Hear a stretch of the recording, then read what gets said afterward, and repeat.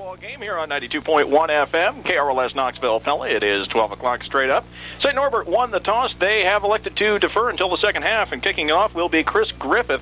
They are defending the north end zone. Central back deep to return. Brick Nelson is standing back there along with Joe Ritzert as we get ready for a great football game here on 92.1 FM, KRLS. JB, St. Norbert's, their offense this year is kind of split it up pretty even with the rush and with the pass. They've declined that the flip, the coin toss, and choosing to kick off here. We're going to have to see what this wind is going to do today. It's blowing pretty hard. Short kick will be taken by the upman Beegler at the 25-yard line along the near sideline. He's to the 30, brought down at the 35. Central set up in pretty good field position, 1st and 10. Beegler does a smart thing, just kind of puts both paws on the ball and rumbles ahead a few yards, gets what he can, and the Dutch will take over in pretty good field position. Central offensive line, Matt Jones, Matt Peterson, Reed Evans, Darryl Rouser, and Alex DeWard, the tight end Chris Beegler. Wingback Chris McCullough. The split out, of course, is Joe Kane, the fullback Joe Ritzert, the tailback Joey Lickway, and the quarterback is Scott Korselman. 1st and 10 from the 35-yard line. Backs are split in the backfield. One receiver to the near side. Now they'll change once again. They'll go to the standard I. Ritzert, the fullback. Kane to the near side. McCullough away from us. Korselman under center. 1st and 10. Takes the snap. The give is to Lickway in the backfield. Rolls off the left side of the line and fights his way for maybe a yard. Guys, St. Norbert's is kind of a typical Wisconsin team. They're not out of the Wisconsin Conference, but they're pretty big up front. They go 250, 290, 260, and 210 across the front four. So they're pretty big. They look pretty physical, and it'll be a test for the offensive line of the Dutch today. Gain of 1 brings up 2nd and 9. Guys, it looks like we're playing the Green Bay Packers out there. They've got the Packer colors on, coming out of De Pere, Wisconsin, right next to Green Bay. Just another reason to root against him if you're a Dutch fan. I formation. Korselman under center. Takes the snap. He's going to throw to the near sideline, and he underthrows long. His first time he's been looked at in a few weeks, and that was just a bad pass. Yeah, that time it looked like the ball stayed in Korselman's hands just a little bit too long. He was going to throw a little quick bullet pass to the slot back, but it looked to me like he held onto it and it just drilled it right into the ground. 3rd and 9 coming up defensively. The Green Knights look like this. The lines: Chet Blonick, Justin Rehnquist, Chris Diedrich, Jason Thorne. The linebackers: Jeremiah Jansen, Dwenzel Petty, Luke Allison. Corners: Hardell Bowie, and Eddie Obermiller. The safeties are Jason Martzi and Luke Hansen. On 3rd and 9, this time to give the fullback Ritzert. He dives out across the 40 to the 41. He's going to be shy of a first down, and it looks like the Dutch will kick it away. That's too bad because Ritzert had a little bit of a hole there, and if he had maintained his balance, he tripped up right at the line of scrimmage, and had he maintained his balance, he had some room to run and might have been able to pick up that first down. It was a good call, just that he was tripped up. It'll be Tim O'Neill to kick it away. Back deep to receive is Joe Maciapinto. Now what Coach Cack had in mind, I'm sure, for his first offensive series, 3 and out and punting kind of into this wind that's blowing almost straight across, but maybe a little bit in the Dutch's face here. The snap rolls back to O'Neill. He picks it up off the ground, gets away a high spiraling kick. Maciapinto will take it at the 20-yard line. Sidesteps a tackle, comes to the near sideline at the 30, wrapped up at the 33-yard line. And he was brought down on the play, it looks like, by Matt Brandt. Well, he escaped getting tackled back there on the 20-yard line. Great kick by Tim O'Neill that time. A low snap and fielded it very, very well. Long kick, and we had good coverage down there, but just as soon as the tackle was about to be made, he split the tacklers and was able to pick up about another 10 yards. Green Knights are led by quarterback Luke Ott. We'll give you the line and the backs here in a moment. 1st and 10, the ball at the 34-yard line. Ott takes the snap. He'll throw to the far side. It is caught. Getting out of the backfield and rushing down to the far sideline, 40, and pushed out of bounds near first down marker, Matt O'Grady. The Green Knights that time lining up in a bunch formation. They're 5 offensive linemen, the quarterback and the back, and 4 receivers just basically in a bunch on the right-hand side of the offensive line, and just a little quick screen pass that get out behind his blockers, and it's easy pickings. Gain of 11, bring up a first down. The offensive line: Mark Schmitz is the tight end. The line: Brett Meach, Dan Schultz, Andy Duffrin, Jeremy Jackson, and Kevin O'Malley. The wideout: Mike Lynn, and Brandon Spaldy, the running back: Matt Hansen and Matt O'Grady. It looked like he ran out of bounds over there for a second down, but he actually made a first down, so it brings up 1st and 10 for the Green Knights. Ott is under center. 2 receivers to the near side. Now a man goes in motion to the far side of the field. Ott takes the snap. He's looking to throw. Comes to the back to the near side. The catch is made. Coming out of the backfield, O'Grady. He is hit immediately by Korselman. Gain of maybe a half yard. Good read by Korselman that time. They sent motion across the field away from him. Korselman sat back and read that little kind of a dump pass. And a great hit by Korselman. Almost popped the ball loose. Grady, is it O'Grady or Grady? O'Grady is pretty versatile. He's got good hands. He's caught the ball several times this year, and he's their leading rusher, averages about 140-some yards a game. Brings up 2nd and 9. The ball at the Green Knight 46-yard line. This time O'Grady gets the handoff in the backfield, dives out to the 49 for a gain of 3. St. Norbert's offense, a couple of big names on offense. Of course, the quarterback Luke Gott, 150 for 277 on the year for 2,235 passing yards, or 223 yards a game. And then O'Grady, the running back, averaging, like you said, Danny, about 100, almost 150 yards a game. So between those two guys, there's a lot of offense. Key 3rd and 6 coming up. The ball is on the St. Norbert 49-yard line. 3 receivers split wide to the right, 1 to the near side. There's nobody in the backfield behind Ott. He drops back. He's looking to throw and is dropped by O'Grady coming across the middle. He would have had enough for a first down. Yeah, Luke Ott put it right on the money for O'Grady, but we were right there to make the stop. Looked like Chad Klein was there to make a good hit, but I really think O'Grady missed the ball. He actually had the ball in his hands, and it just went through him. Now, it's going to be hard to determine whether or not this cold weather is going to have an effect on it, because that ball is coming like a hard spiral like that. There's no give to that ball today. The St. Norbert defensive end, Chad Blahnik, is also the punter. He is standing at his 35-yard line, 2 men back deep for the Dutch. Blahnik gets a good snap, gets the kick away towards the near sideline, and he'll go out of bounds. Let's see where they mark it out. It's going to be close to the 20-yard line. It's going to be beyond the 20, all the way up to the 23. Central has it 1st and 10. And Blahnik's a pretty good defensive end in his own right. He's on the season. He's only a sophomore. He's at 6'3", 250 pounds. But 22 tackles for loss on the season, including 14 quarterback sacks. So a guy for the Central offense definitely to watch out for. He plays that left defensive end position for the Green Knights. It'll be 1st and 10 for the Dutch. 2 receivers to the near side are Kane and McCullough. I formation in the backfield. Ashelman now in the formation. He's the tailback. Ritzert the fullback. McCullough goes in motion away from us. Corseman under center. Takes the snap, drops back, fakes the draw, now rolls out to the left, gets a block, throws, and the catch is made by Ritzert coming out of the backfield, dives to the 28. It'll be a gain of 5, 2nd and 5 coming up. Nice little play-action pass that time. Ritzert coming out of the backfield from his fullback position over into the flats, and Corseman does a nice job of faking, and he wanted to go fish hook just a little bit to the outside, but it looked to me like Green Bay, I've already got Green Bay in my mind. St. Norbert did a good job of keeping him inside the pocket and forced him to throw from that point. High formation in the backfield on 2nd and 5. 1 receiver to the near side. The give is to Ashman, looking for a block. He's going to maybe get a yard out to the 29. There's Blahnik again, slashing in. He was the defensive end on the far side of the play, but he slashed in and was able to just trip up Ashman, get him from behind. He's got pretty good quickness from that defensive end spot.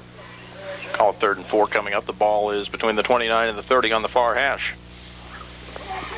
11:06 left to go, first quarter, no score. The winner will head out to Oregon for Thanksgiving. Plays Saturday afternoon against Linfield. High formation, man in motion to the near side is McCullough. Corseman takes the snap, drops back. He's looking to throw on 3rd down, comes out, the catch is made in the flat and wrestled out of bounds at the 37-yard line is McCullough for a first down. Nice little sprint to the near side of the field here by Corseman, and McCullough's coming in motion across the field and cuts up the field after the snap, about 7-8 yard out pattern, and Corseman lays it right on the money. Nice pass play. It's a tough route to stop if you're St. Norbert's, because McCullough's coming in motion across the field, turns upfield, he knows right where he has to get, and it's easy pickings for 3, 4, or 5 yards. Ball on the near hash. Keenan McCullough split wide left. I formation in the backfield. Brandt is now the fullback. Corseman takes the snap. The pitch comes to the near side for Lickway. Gets one block across the 40, brought down at the 42-yard line. It's going to be a gain of about 4 yards. There's a lot of hitting going on down there. St. Norbert's pretty big. They look pretty physical, and so far, though, it looks good. It's clean hitting. They're helping each other up, and so very impressed by St. Norbert's defense and their sportsmanship so far. Saw some clean hitting last night, too, over in Kuiper Gym. Clean, at least by football standards. All right. 2nd and 6. High formation. McCullough under center. Long count. May have drawn him off. Drops back. See a flag on the play. The give is to Lickway. He's out to midfield just about. He's to the 49-yard line. It will be enough for a first down. Let's see what the flag is for. I believe it's going to be against the defense. About 2 St. Norbert's players were offsides, jumping in that neutral zone. A good hard count by Corseman. A nice little toss to Lickway that time, and he sprints off the guard tackle hole on the far side there and picks up a nice first down. We'll probably decline this penalty. Encroachment against the defense is declined after the gain of 7. It will be a first down. That was a good run that time by Lickway. Spun away from a tackle, but after getting through the line and then picking up those extra yards. First and 10 from the 49-yard line. 2 receivers to the left. I formation in the backfield. Ritzert back into the game. Korsman under center as McCullough comes in motion to the near side. Takes the snap, drops back. Play action, rolls out to the near side, looking to throw. He's got Ritzert open at the 45. He's down at the 40. It'll be another Central first down. That same little play action pass we saw about 3 or 4 plays ago. Ritzert faking the block and then just dips right out underneath the linebackers, and he's wide open. Yeah, McCullough that time on his route, as he came in motion, he turned upfield and he was on a go route up the sidelines, and he actually took the cornerback and the safety with him, so left Ritzert all alone in the flat area by himself. First and 10 from the 40-yard line. Good to see McCullough hitting some of these short passes early, too. A couple weeks ago against Coe, maybe got a little frustrated in the first half, and you got to think his confidence is getting up there right now. Kane and McCullough split wide left. I formation now offset I in the backfield as Ritzert drifts to his left. The give is to Ashman to the near side, looking for a block. He's to the 40, and he's going to be wrapped up there, no gain. About 3 white jerseys in there on the tackle. Looked like a little bit of a sprint draw there by Korselman. Ritzert goes in motion and comes back, slashes across to be the lead blocker, and Ashman trying to sprint off the near side here, but was really stacked up at the line of scrimmage for no gain. Second and 10 coming up. 8:56 left to go first quarter, no score. This is Central's second drive of the afternoon. I formation, receivers are split. Korsman under center takes the snap, drops back to his left, rolls out. He may tuck it under. He is going to run with it. He's got one block. He's still on his feet, and he's going to get about 9 yards on the carry. Just a simple quarterback rollout. Of course, it's a run-pass option. That time the blocking was there. He had both running backs out in front of him, and he tucked it, and one quick little move, and he was up for a nice gain. 3rd and 1 from the 31 coming up. The play that was run the last play was where Ritzert went in motion, then came back. This time he kept going in motion that way and actually led the block out there to set up this play. Kane and McCullough come out of the game, and Beegler is in at tight end, also Van den Noord. Brandt will line up as a wingback on the far side. High formation, Brandt comes in motion. Korsman takes the snap, that gives it to the second man through. That's Ashman, and I believe he got across the 30. And if he did, with that mark, it will be a first down. Yeah, it was a good run there by Ashman. He was met right at the line of scrimmage, but his second effort pushed him over for the extra yards he needed for the first down. First and 10 from the 29. The wide receivers come back in. Beegler will stay in at tight end. Central teams spread out all over the country today. The women's basketball team up at St. Ben's. They won last night. Men's basketball team at home again this afternoon against Trinity Christian of Illinois at 3:30. Talk about the volleyball team in a second. Korsman drops back on 1st and 10, rolls out to the near side. He's looking to throw. Now he'll tuck it under. He's to the 30, to the 25. That's where he's pushed out of bounds. It'll be a gain of 4. St. Norbert had things covered up pretty well downfield. We had both Beegler and McCullough running routes downfield. They were covered, so Korsman just had to tuck it and run and able to pick up a couple yards and make it a positive play. Call it 2nd and 7 from the 26 coming up. Central volleyball team, of course, tonight playing to try to go to the Final Four again this year. They're at College of Mount St. Joseph in Cincinnati, Ohio. Mike Sherman and Brett Clayberg will have the call of the game tonight at 6:45 here on KRLS. I formation. McCullough goes in motion. Korsman under center. Long count, takes the snap, rolls out to his left, and gives on the draw play to Lickway, and he's going to be met at the 25-yard line for a gain of 1. That was a good read there by the St. Norbert's linebackers. I thought St. Norbert's jumped a little bit on that, but wasn't any flags on that. But a little sprint draw there by Korsman that time. Lickway picked his way up to the line of scrimmage, and then from there had to try to pick up a few extra yards. But the linebackers for St. Norbert's did a nice job of staying home and not showing pass and making the tackle. 3rd and 6 coming up. The ball is at the 25-yard line. McCullough split wide right. I formation in the backfield. Korsman under center. And a flag comes down from the far sideline. And it's going to be motion on the Dutch. The tight end was set and then rocked in his stance a little bit, I think. I think you're right. I'll move it back to the 30. And I'll bring up 3rd and 11. J.B. Conley, Denny Hansen, Kirk Ponchik bringing today's action here on 92.1 FM, KRLS. No score here with 6:36 left to go in the first quarter. It's a great day for football and a great day to be in the box, but I don't know about those people sitting on the aluminum bleachers. Well, they're all bundled up and huddled together a little bit, but pretty good crowd here. You know, it's coming in a little bit slower today, obviously because of the weather, but still pretty good, faithful group in the middle here. I don't see the side stands filled up like they normally are, but it's pretty chilly out here. The wind's blowing pretty hard and pretty cool out. Officials today are from the Midwest Conference from Green Bay, and so they're probably used to this weather up in that area. It's like this in October up there, isn't it? Yeah. Maybe even September. 3rd and 11 from the 30. I formation in the backfield. Kurtzman takes the snap, drives back. He's looking to throw. Has time. He's going to come to the near sideline. Kane with a diving catch. No good. I think Kane actually might have been a yard short if he would have caught it, but I guess it's all for naught as he couldn't quite come up with it. Right, ball was thrown just a little bit out of his reach, and he tried to keep himself in bounds when he was trying to lean for the ball, but nice little out pattern there. Like you say, Kurt, a little bit short, though, the first down, so we'll have to see what Central is going to do here now. 4th and about 11. Looks like they're going for it. I don't see Kroloff or O'Neill come in. I think it's out of Kroloff's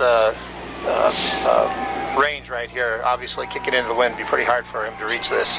Receivers are split. I formation, 4th and 11 from the 30-yard line. McCullough comes in motion to the near side. Korsman under center. Hard count. Takes the snap. Drops back. Has time. He's looking for the end zone. Has all day. Throws over the middle. And Kane was tripped up. Here's the flag. Yeah, Kane was trying to move back into the end zone. He was right about the 5-yard line. He was running a crossing route, but the ball was thrown a little bit behind him. And as he made the adjustment to cut back, he was tripped up by the defensive back from St. Norbert's. Now, officials are huddling here because they're saying it was an uncatchable ball, but we'll see, because actually Kane was trying to make the adjustment to get there. Pass interference against the defense. Yep. Jason Marzi was the defender who got his legs tripped up with Kane. It will be a first down for the Dutch. We're pretty fortunate that time, too, that we got that call, because we had Kane and Korsman. It was just a 2-receiver route, and Korsman slipped, and he was on the ground, and Kane was McCullough slipped, but Kane was the only option, and luckily we came up with the flag and keep the drive alive. Yeah, I think what Korsman probably did there was just threw it to the open spot, hoping that Kane would go ahead and make the adjustment when he was downfield. The gutsy call by Coach Kakmarinsky pays off. It's 1st and 10, as the ball will be marked half the distance to the goal line at the 15. That's one of those calls that if you're playing in the NFL, that officials or the coaches are going to contest it probably, and you're going to go look at the replay. But in college football, you don't have that option or opportunity, so I had to go by with what the officials saw down there. 1st and 10 coming up. McCullough split wide left, I formation in the backfield. Ritzert and Ashelman. McCullough comes in motion. Korsman takes the snap. The pitch is to Ashelman, looking for a block from Ritzert. He gets one, still on his feet, dances his way to the 5-yard line. Depending with the spot, it could be 1st and goal. A nice little quick toss to Ashelman that time on the far side, and after about 4 or 5 yards, cuts upfield and finds some good blocks and picks his way to the 5-yard line. It's going to be 2nd and inches coming up. Good job by the Dutch offensive line that time, moving the St. Norbert's defense upfield. You could see the yellow pants just moving backwards and creating that seam for Ashelman to get up in there. The nose of the football just shy of the 5-yard line. Brandt is lined up wide to the left. I formation in the backfield. Korsman. Long count. Brandt comes in motion. Korsman takes the snap. The pitch is to Ashelman. He's looking for a yard. He's got more. And he is just shy of the goal line. 1st and goal. Great kick-out block that time by Joe Ritzert. We ran the toss sweep to the far side of the field, and Ritzert had a great block on the defensive end, or the safety that was rolled up there. Great kick-out block. Ashelman was able to slip underneath and almost stretch that to the goal line. 1st and about a yard to go coming up. Central's got 4 more chances to punch it in.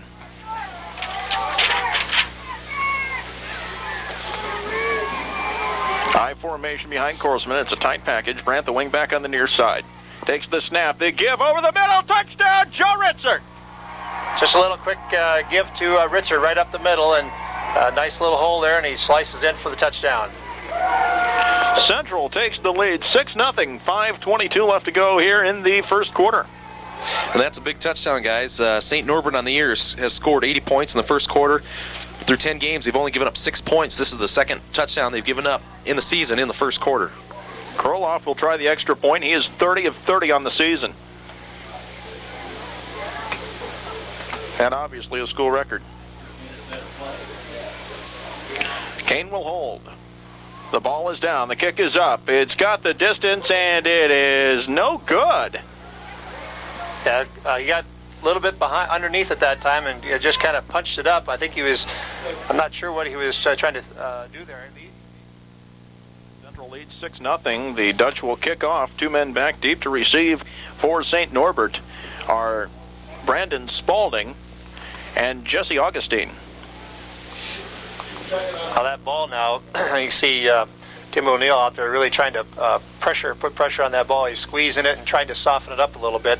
That leather, when you're out there in that cold weather, it just hardens it up. And so when you're trying to kick that thing, when you're just kicking a solid piece of leather, it doesn't feel good on your foot, and it doesn't go very far either. So he's trying to soften it up a little bit and give a little flexibility in the ball. 6-0 Central, 5:22 left to go in the first quarter. Winner heads out to Oregon next weekend. O'Neill approaches the ball, puts a boot into it. It's a sidewinder. It'll be taken by an up man at the 25-30-yard line. Bobbles it once, then he's tackled immediately. Brought down the return man, number 53, Ryan Rader, usually a linebacker. Yeah, he's back there in the blocking back position, and he actually had to feel the ball, and the ball was really kind of a squib kick, and fortunately bounced up into his hands, and he was able to maintain control. Otherwise, who knows what happens on those squib type of kicks. 1st and 10 from the 34. This is about where St. Norbert started the first drive. They had a 35-yard line. 2 receivers to the near side of the formation. High formation behind Lucott. Takes the snap. That gives to the second man through O'Grady. Gets 1 block, but he's wrapped up by the linebacking core after a gain of about 4 yards. Well, the more we can keep the ball going against the wind and keep it out of St. Norbert's with the wind, I think the better off we'll be in this first quarter and this first half. St. Norbert, a very good school at mixing the run and pass. The statistics are almost even between the rushing yardage and the passing yardage on the season. About 220 yards on the ground and 233 through the air per game. 2nd and 6.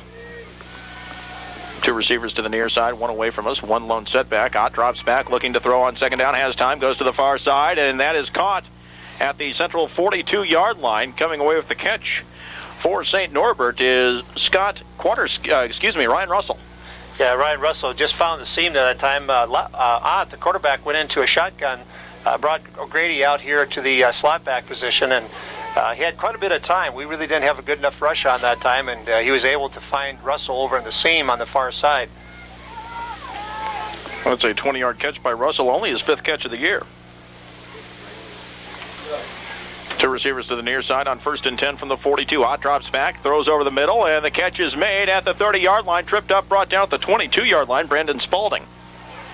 Well, I'll tell you what, Spalding there was just on a deep hook route, and once he caught the ball, we were right there to make the tackle, but he actually slipped away from us.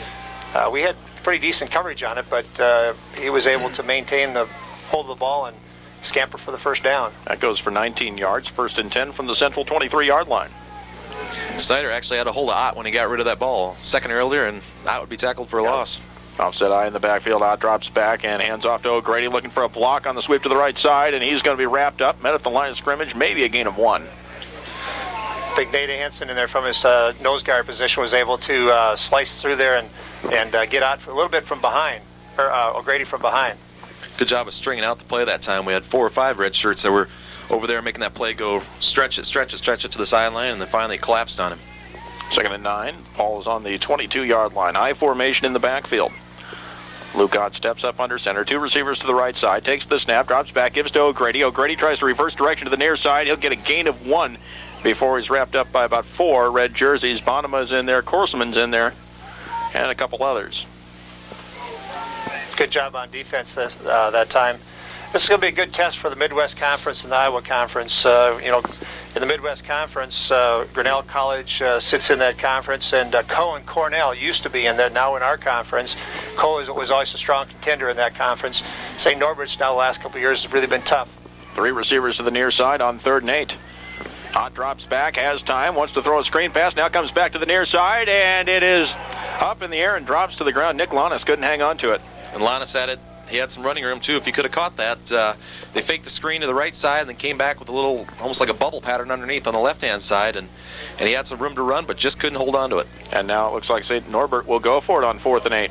Yeah, it was a nice pass pattern that, set up that time, but again, that ball was slightly thrown slightly over his head, and I don't know if he could hold on to it because of the coldness out there, but clearly he had room to run. Three receivers grouped to the near side. Ott drops back under a little pressure. Now has time, stands in the pocket, rolls out to his right. He's going to throw on the run. It's incomplete. And the flag comes in. They're going to get Austin Bonema for pushing before the ball was there, but it was a pretty close play. It looked to me like Bonema was just, stretching out there and might have lost his balance a little bit. And, maybe had a hand on his back. Yeah. But Ott had all day back there to throw that ball. Well, he just had way too much time. He had 7-8 seconds, and you've got to, you want to try to throw that ball within a 6-7 second period of time, but he might have had even longer than that. So both teams apparently catching a break on pass interference calls on 4th and long. It will be St. Norbert football. After they mark on half the distance to the goal line, it'll be 1st and 10 just outside. Actually, no, they'll mark it inside the 10-yard line. So it'll be 1st and goal coming up.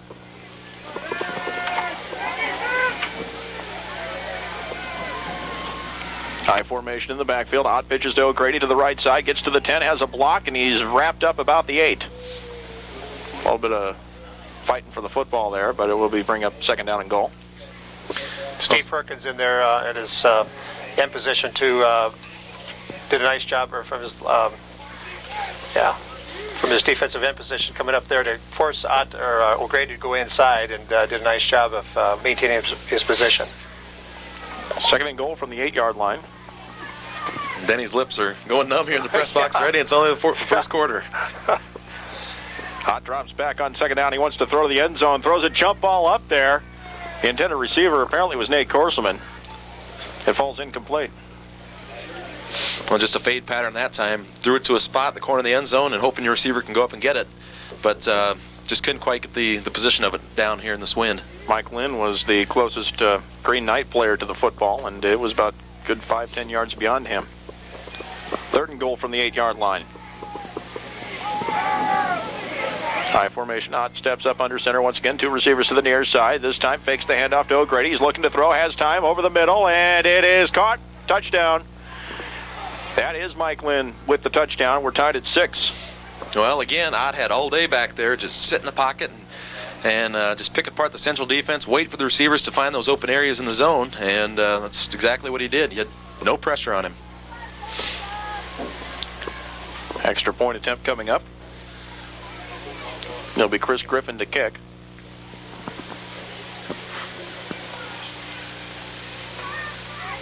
We wait for the snap. The ball is down. The kick is up. It's end over end, and that one is good with 1:59 left to go. Here in the first quarter, it is St. Norbert 7, Central 6. You're listening to college football on the home of the Dutch, 92.1 FM. Favor the Green Knights. And St. Norbert will kick off.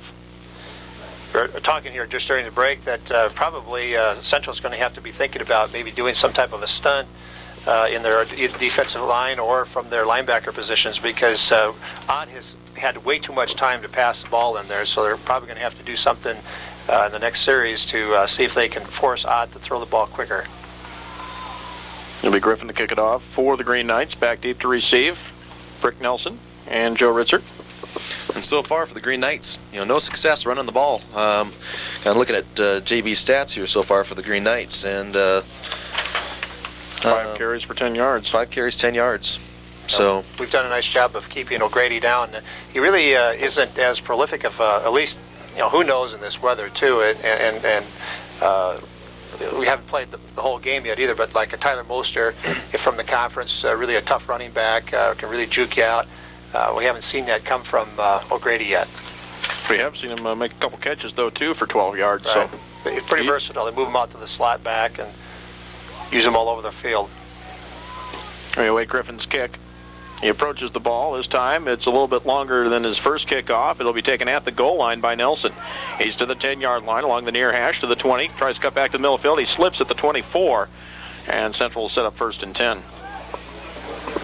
Brick had to go all the way back to the goal line that time. The wind really carried that ball.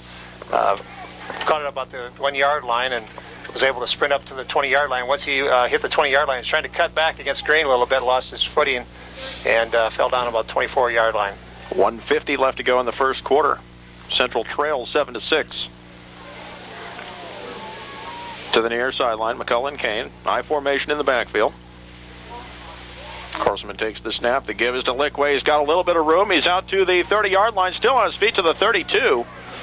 Joey's tough to bring down. That time, a little second man through on the near side, and he hits the line. And actually, he was leaning up against one of the St. Norbert's players, and had he been able to maintain his balance, he might have been able to scamper for a little bit more. He almost squirted right through there. Like you said, Denny was leaning, and all of a sudden the player he was leaning on fell, and so did Joey. But in front of him, there wasn't much but green grass and maybe one pair of green tights. 2nd and 3 coming up. I formation in the backfield. Corseman under center. Long count, takes the snap. The pitch comes near side. Lickway gets one block, still on his feet. 35 to the 38-yard line. That's a 1st down. Another good block that time by the fullback, Joe Ritzert, running the toss sweep to the near side of the field here. Ritzert just going on a headhunting mission, and that time he found his victim, and Lickway just following his hole. Yeah, he did a nice job coming through that hole and just turning it inside and sealing it right off, and Lickway was right off his tail and did a nice job of picking up the 1st down. That's the way you draw them up, and they don't look any better than that one did right there. 1st and 10, just under a minute to go here in the first quarter. Ball is at the Central 38-yard line. I formation, one receiver to the left side. Pitch comes to the near side for Lickway, looking for another block, has one. He's to the 40, to the 45 before he slips out of bounds. That's going to be a gain of about 7 again. Same play that time, except it got stretched outside the tight end instead of inside last time. And Ritzert with another great seal block that time, and Lickway cut right off his rear end and almost squirted up the sideline, but lost his footing. Yeah, that grass out there being so warm or being so cold, the ground is hard. So your cleats, end of the season, unless you've changed shoes, the cleats are wore down just a little bit. So when you go to plant and make that cut, all of a sudden, boom, your footing's going out from underneath you. 2nd and 3 coming up. Kane and McCullough split wide left. I formation in the backfield. Corseman long count, takes the snap. Rolls out to the near side on the option. He'll keep it himself. He's fighting, and he's going to be about a yard shy of a 1st down. Not a whole lot of room that time for Corseman as he came down the line of scrimmage to the near side here on a little option. Lickway was in the backfield Ashman was in the backfield for the potential pitch, but really not a whole lot of room, so he just kept it and turned it up and actually only picked up about a half a yard. Couple playoff scores. We know there's some Hope fans in town for the basketball tournament. Your squad down 13-3 to Hanover at the half. Ohio Northern is leading Milliken 24-14 at the half. High formation on 3rd and 1. Corseman takes the snap. The pitch in the backfield to Ashman, looking for a block on his feet across the midfield stripe to the 49-yard line. 1st down, Central. Well, again, good blocking from our fullbacks. This time is Matt Brandt in there, sticking his nose in there and creating a little bit of a seam. Ashman with the full head of steam and just squirts across, able to stretch out across that 1st down marker. They'll set the ball for play just beyond the 50-yard line and wind down the last 1.9 seconds of the first quarter. After 1 quarter of play, it is St. Norbert 7, Central 6. You are listening to college football on the home of the Dutch, 92.1 FM, KRLS.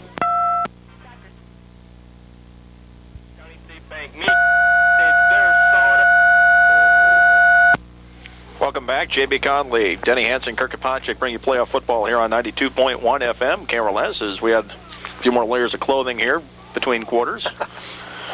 As Central's down 7-6 as we start period number 2.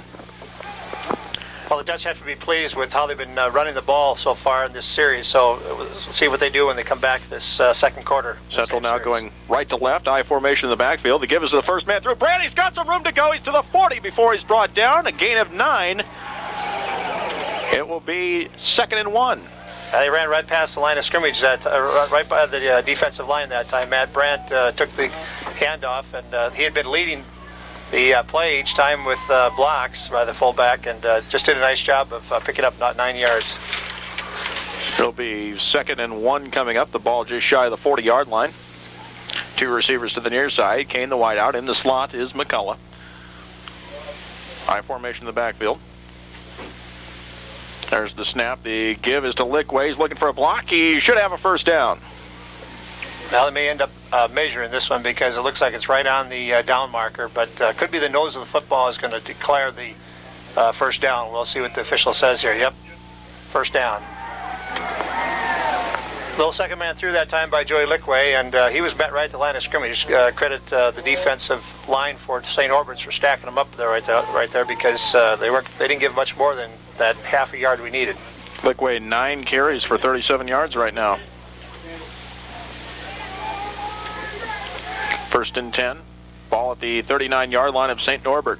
I formation. Corsman under center takes the snap, drops back, fakes the handoff, rolls out to the near side. Now he's going to run with it. He's to the 40, gets a block downfield. He's to the 30, and he's brought down at the 28-yard line. First down, Central. There's that play action pass again with Ritzert just kind of working his way out into the hook zone, and that time Korsman elected to tuck it and run, and Ritzert threw a key block for him. Korsman followed him downfield, and Korsman actually laying some wood rather than just sliding. He lowered his shoulders and brought the wood that time. Gain of 12 on the carry. Real nice block by Joe Ritzert. When he realized that Korsman was going to run, he took his man and just pushed him out. First and 10 from the 27. Two receivers to the right. I formation in the backfield. Korsman takes the snap. The give is to the first man through. Ritzert on his feet to the 20 to the 19-yard line. Second and 1 coming up. Same play that they ran about 3 plays ago. Give to the fullback right up the gut. And that's what you get when you start running those tailbacks, the sweeps, the second man through. All of a sudden people start forgetting about Matt Brandt and Ritzert in there, and thus the last 2 carries they've gotten about 9 and 7 yards. Second and 3 from the 20-yard line. Central driving again. Plus, if you're the coach, you appreciate the blocking. You got to give them the ball to keep them happy once in a while. Two receivers to the near side. I formation in the backfield. Korsman, hard count, may have drawn someone off. Flags come down. The give is to Ashman, looking for a block. He gets his way to the 16. There'll be a first down pending the outcome of the laundry. Well, Aaron knew where he had to get for the first down, and so he took that quick toss and just ran it straight up the field for the 2 or 3 yards we needed. But looked like if he would have cut back against the grain there, it was going for 6 because it was wide open. But with the flag tossed, we'll see what kind of a situation here. We probably will take the penalty because we didn't get much on 3-4 yards gained on that. We'll pick up 5 on this penalty. First down either way. First and 10 from the 15-yard line now. Boy, the Dutch running the ball with a lot of confidence so far. The backs are attacking. They're not waiting to see the seam or see the hole. The backs are attacking. The fullbacks are blocking, and the offensive line is doing a great job of blowing the Green Knights off the ball. Ball's marked at the 14, first and 10. 12:39 left to go first half. Central down by a point. High formation in the backfield. Long goes in motion away from us. Korsman takes the snap. The pitch comes to the near side for Ashman, looking for a block. He has it to the 10. Pushed out of bounds at the 8-yard line. Nice little quick toss that time by Ashman. Instead of turning it up, he was able to sprint to the outside. Looks like he picks up maybe 6-7 yards on that. Well, the one thing I'm noticing so far, guys, is that our offense, both the line, the tight ends, and our backs are just beating St. Norbert's to the blocks. I mean, St. Norbert's doesn't look very, very quick getting in the positions and recovering and reading so far. So far, both touchdowns scored off of key defensive penalties and defensive backs getting called for interference. But this series, Central's just been running the ball, running it right down their throats. Second and 4 from the 8-yard line. McCullough goes in motion away from us. Korsman takes the snap. The pitch to Ashman in the backfield, looking for a block. He's not going to get it that time. He may have lost a yard on that play. Well, St. Norbert's was ready for run that time. They sent everybody. I think they're gambling, and they went to the wide side of the field, and that just so happens the way we ran. And they just had more numbers on that side than us. There will be a loss of 1.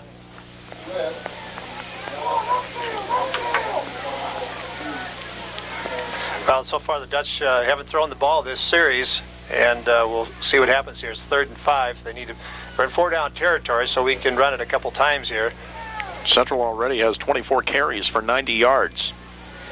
Two receivers to the near side are McCullough and Long. Split to the right side is Kane.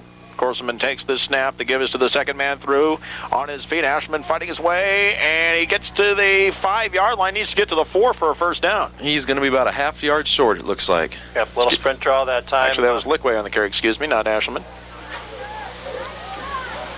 And we'll bring him 4th and inches. Yeah, Lickway did a nice job of carrying tacklers with him that time, because as soon as he got the ball, he was attacked by one of their linebackers, their outside linebackers, who was blitzing in there, but fortunately he didn't have the angle on him, and Lickway was able to carry him for a while. Look who's down here leading the cheers. Yeah, Dr. David Rowe Rowe is up in the air. He wants some cheering. Or Coach Rowe, as we like to call him. Coach Rowe. Corseman down under center, 4th and inches. Brandt goes in motion. There's the snap, the give up the middle, and it's going to be close. I think Richard has it. Depends on where they spot it. It's going to be close. One line's judge came across and looked like it was going to be a good spot, but the other one, nope. That's not going to do it. It will be St. Norbert football on downs. Yeah, Matt lost his footing a little bit. He was trying to dive over the line, and as he was getting ready to jump in the air, the offensive line got pushed back into him a little bit, and he wasn't able to get up over the air. 1st and 10 from the 5-yard line. 10:49 left to go here in the first half. Well, we'll give the defense a chance here to put some heat on and see if they can't make something happen. Yeah, we'll see if the coaches change up just a little bit and start sending a few linebackers here to take away Ott's timing. He's had all day to throw almost every play. On first down, he's going to give to O'Grady. Tries to cut to the outside. Sidesteps one tackle, still on his feet. Out across the 15 to about the 17 for a first down. Yeah, O'Grady did a nice job of getting to the outside that time and then cutting back up. We were there initially, but he was able to find his seam and pick up those additional yards. So the Green Knights out from the shadows of their own goalposts. Oh, not much of a shadow today. 32 degrees, cloudy sky here. For playoff action on 92.1 FM KRLS. I formation on 1st and 10. Now O'Grady goes out. He'll line up in the slot. Taking the snap is Ott, fakes the pass to the near side, now goes to the long side of the field for O'Grady, and he threw it over onto the track. It'll be 2nd down.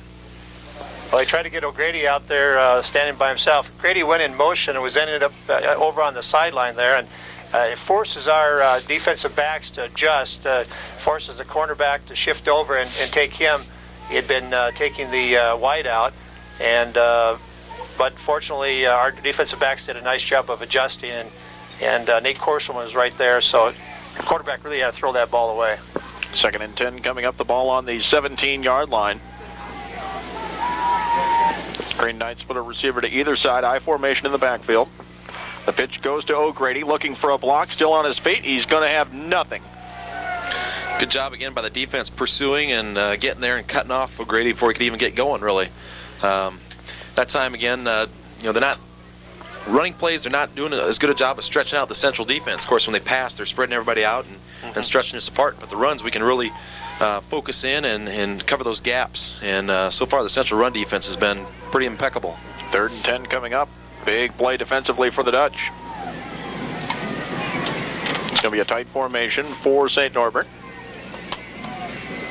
Ott takes the snap, drops back. He's got time, looking to throw to the far sideline, and it is picked off at the 40-yard line and brought down at the 37. On the return for Central is Nick Turner.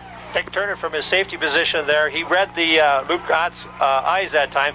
They had 3 receivers tucked in tight on the near side here and a receiver on the far side. They thought they were going to try to get everybody shifted over here, but Nick Turner did a nice job of reading the eyes, and he slipped over. The ball was a little bit underthrown, but he was able to pick it off and put Central in a real good position. It looked like it was going to fall incomplete, but Turner never gave up on the ball. He was able to make the catch. Central with it, 1st and 10 at the 38-yard line. 2 receivers to the near side, I formation. Corseman under center, long count, takes the snap. The give in the backfield to Ashman. He fights his way to the 35 for a gain of about 2.5 yards. Brought Joe Ritzert in motion that time to the near side of the field here, and he was just a lead blocker up for a little sprint give to the tailback that time. Picked up about 2-3 yards. That was the hot chocolate, Kurt. Well, I didn't burn my tongue that time, so I'm happy. Credit Larry Happel up here. He does a nice job with his sports information department and taking care of everybody up in the press box here. Don't have an opportunity to run down to get some coffee and hot chocolate, but Larry has the runners to do that, so I really appreciate that, Larry. I formation on 2nd and 8. Coming to the near side is McCullough, dropping back, play action pass. Korsman rolls out to the right. He's going to throw, and Ritzert can't hang on to it at the 30. Ritzert had it. Ball might have been thrown just a smidge behind him, but hit him in the hands, and probably one Ritzert should have caught. But I guess on a cold day like this, the ball's hard and the hands don't work quite as well, so you're going to have a few of those today. Might have heard that defensive back right beside him, too, coming. Going back to that interception by the Dutch, though, the St. Norbert's receiver had a couple steps. He was running a sideline route. He had a couple steps on our D-back, but, of course, the wind held it up long enough for Turner to get there. 3rd and 8 coming up. 2 receivers to the right. I formation. Korsman under center.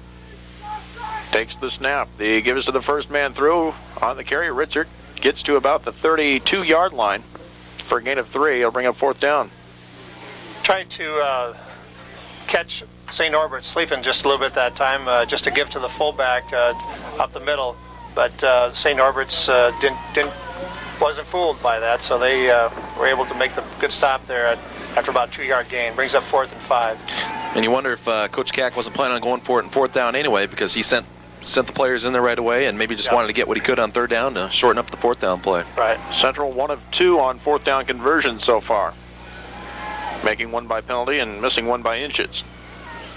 Dropping back, Korsman rolls out to the near side, has time, now tucks it under, sidesteps 1 tackle, still has speed. He's going to be well shy of a 1st down, and St. Norbert will take over on downs again. He looked like he had Joe Keane down there for about a 5 or 6 yard gain if he would have hit him on the quick out pattern, but we're up here quite a ways up and we can see that opening up, and evidently Scott didn't see that and he tried to tuck it away on a little sprint out to the near side here. Tried to pick it up himself, but that's the 2nd time in a row now, 2nd series in a row that St. Norbert's has stopped us on 4th down. Green Knights take over 1st and 10 at their 33-yard line. 7:56 left to go in the first half. And St. Norbert leads Central by a score of 7-6. O'Grady's the lone setback on 1st and 10. Play action on a reverse and rolling out to the far side, losing all kinds of yardage, brought down back at the 19-yard line. Brandon Spalding had nowhere to go. Well, that's the play where, I guess looking back on it, maybe you just drop to a knee and take your losses, but the Green Knights tried to carry out the reverse anyway. The slot receiver coming on the reverse slipped, so that messed up the timing, and he just tried to keep running backwards and make something happen, but ended up losing about 17 yards in that play. Yeah, Ryan Anderson just kept working, and finally made the tackle on him. 2nd and 27 from the 15-yard line. And this time, they give up the middle for maybe 3 yards on the carry. Straight give to the fullback that time. I suppose expecting us to be back in a pass prevent situation, but our linebackers didn't sucker in for that and just stayed right in there for the nice block, or nice tackle. 3rd and a half mile coming up.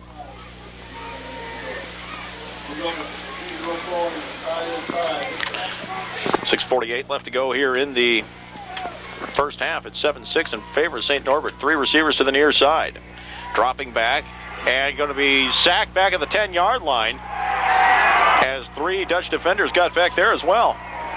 Well, he finally got to him after it took a quarter and a half, but Snyder finally corralled him down and joined by Sean DeWard, Ryan Anderson back there. Snyder pursuing him, had him wrapped up, almost slipped away from him, and then the rest of the guys got there. Yeah, so, big stand. You bet. Great stand that time, and Ott had to wait just a little bit for his receivers to get downfield and a little bit more time for our defensive line to get in there. So Blahnik standing about 2 yards deep in his own end zone. Gets the snap. It's nearly blocked. It's a short kick. It'll be fielded at the 40-yard line, not very cleanly, but fielded nonetheless by Chad Klein. Oh, Klein's got nerves of steel today. He had a defender coming at him. He tried to pick it up, bobbled it, and luckily he fell on it. Yeah, that's one again where you just jump on the thing because that ball was twisting around so much you didn't know which way it was going to go. 1st and 10 coming up. Go ahead. Literally ice running through his veins today. 5:59 left to go in the first half. 7-6. Still feels like momentum's on our side here, though, guys. We're moving the ball well, and St. Norbert's had the one drive, but other than that, they really haven't moved it. And Central's been a second-half team all year. Offense goes in motion. They'll line up a receiver on either side. I formation in the backfield. This time they'll fake the handoff to Liquid. Corseman rolls out to the right, looking for a block. He's going to throw. He overthrows the intended receiver, McCullough. It was just over his head, about the 17-yard line. Good blocking out there by the offensive line. They did a nice job of pulling one of the guards out to block on the outside, and Corseman, after a little play-action pass, tries to pick up McCullough, who's running a deep out pattern, but just overthrew him. The ball kind of sailed on him that time, and wasn't able to catch it. 2nd and 10 coming up. Well, the Dutch have had good field position in all 3 of the last series now. We haven't been able to stuck it into the end zone, and we'd like to do it now this time. Going in motion is McCullough. Corseman under center. Takes the snap, drops back. This time the give to Liquid on the draw. Tries to break the tackle. He's only going to pick up 2 yards. As the Green Knights read that one pretty well. Well, we had one block that got missed, and I think Liquid would still be running. He'd probably be in the end zone right about now, but one block that got slipped in the offensive line, and sure enough, that's the guy that was able to tackle Liquid. Joey has 11 carries for 43 yards unofficially. Leading rusher for either squad so far today. Matt O'Grady leads the Green Knights with 7 carries for 22 unofficially. 2 receivers to the near side. Kane the wide out, long is the slot. Corseman under center. McCullough split wide right. Drops back, has time. Now a little blindside pressure, still has time. He's going to throw over the middle. A catch is made by McCullough at the 30, still on his feet. The ball comes loose at the end, and it will be St. Norbert football. Yeah, McCullough had caught the ball, did a nice job of coming across, but he was bottled up in there by 2 defenders from St. Norbert's, and the ball came squirting out, and we weren't able to get back on it, but St. Norbert's did. Key turnover. Each team has turned the ball over once today, and the Green Knights will have it 1st and 10 at the 30-yard line. Well, the Dutch have had the ball on this side of the 50-yard line, on St. Norbert's side of the 50-yard line in the last 3 series, and haven't been able to tuck it into the end zone. And again, give it up. High formation, and the give in the backfield to O'Grady, and he slips and falls for a loss of 3. Again, ground's a little bit hard out there, and once he takes the ball after the handoff, tries to cut, and nothing underneath him to really bite in for his cleats, and was able to just slipped away. Yeah, the ground may be hard, but this is the best it's looked all season. And, the Dutch played, 3 out of the last 5 or 4 of the last 5 at home, so the field's got some wear on it. And those long spikes, you've got only 7 spikes on the ground. They get a little slick this time of year. High formation in the backfield. The fake to O'Grady. Ott will throw over the middle, and that is caught and immediately hit and dropped at the 38-yard line is Mark Schmitz, the tight end. Well, Sanger got to him about a second too late, able to stop him before he got the first down, and a good pop by Jeff, but going to set up about a 3rd and 1.5. Schmitz is kind of a favorite receiver for Ott. He's caught about 20-plus passes on the season, so he likes to pick him up. He's a big receiver out there. Went down about 8, 9, 10 yards, and just a little hook inside the in between the linebackers. 3rd and 1 coming up. 2 receivers to the left, 1 receiver to the right. That's Mike Lynn.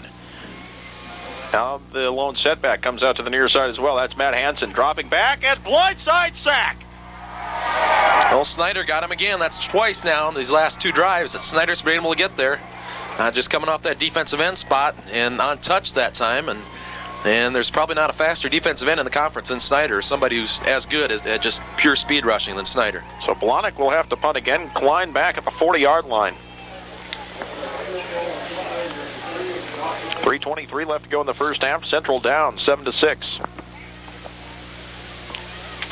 We wait for the snap. It's a pretty good one. Blahnik gets the kick away. A high spiraling kick way over Klein's head. He'll go back to the 35 to make the catch. He's back to the 40. Has a seam. He's to the 50. Brought down at the 45-yard line of St. Norbert. First down.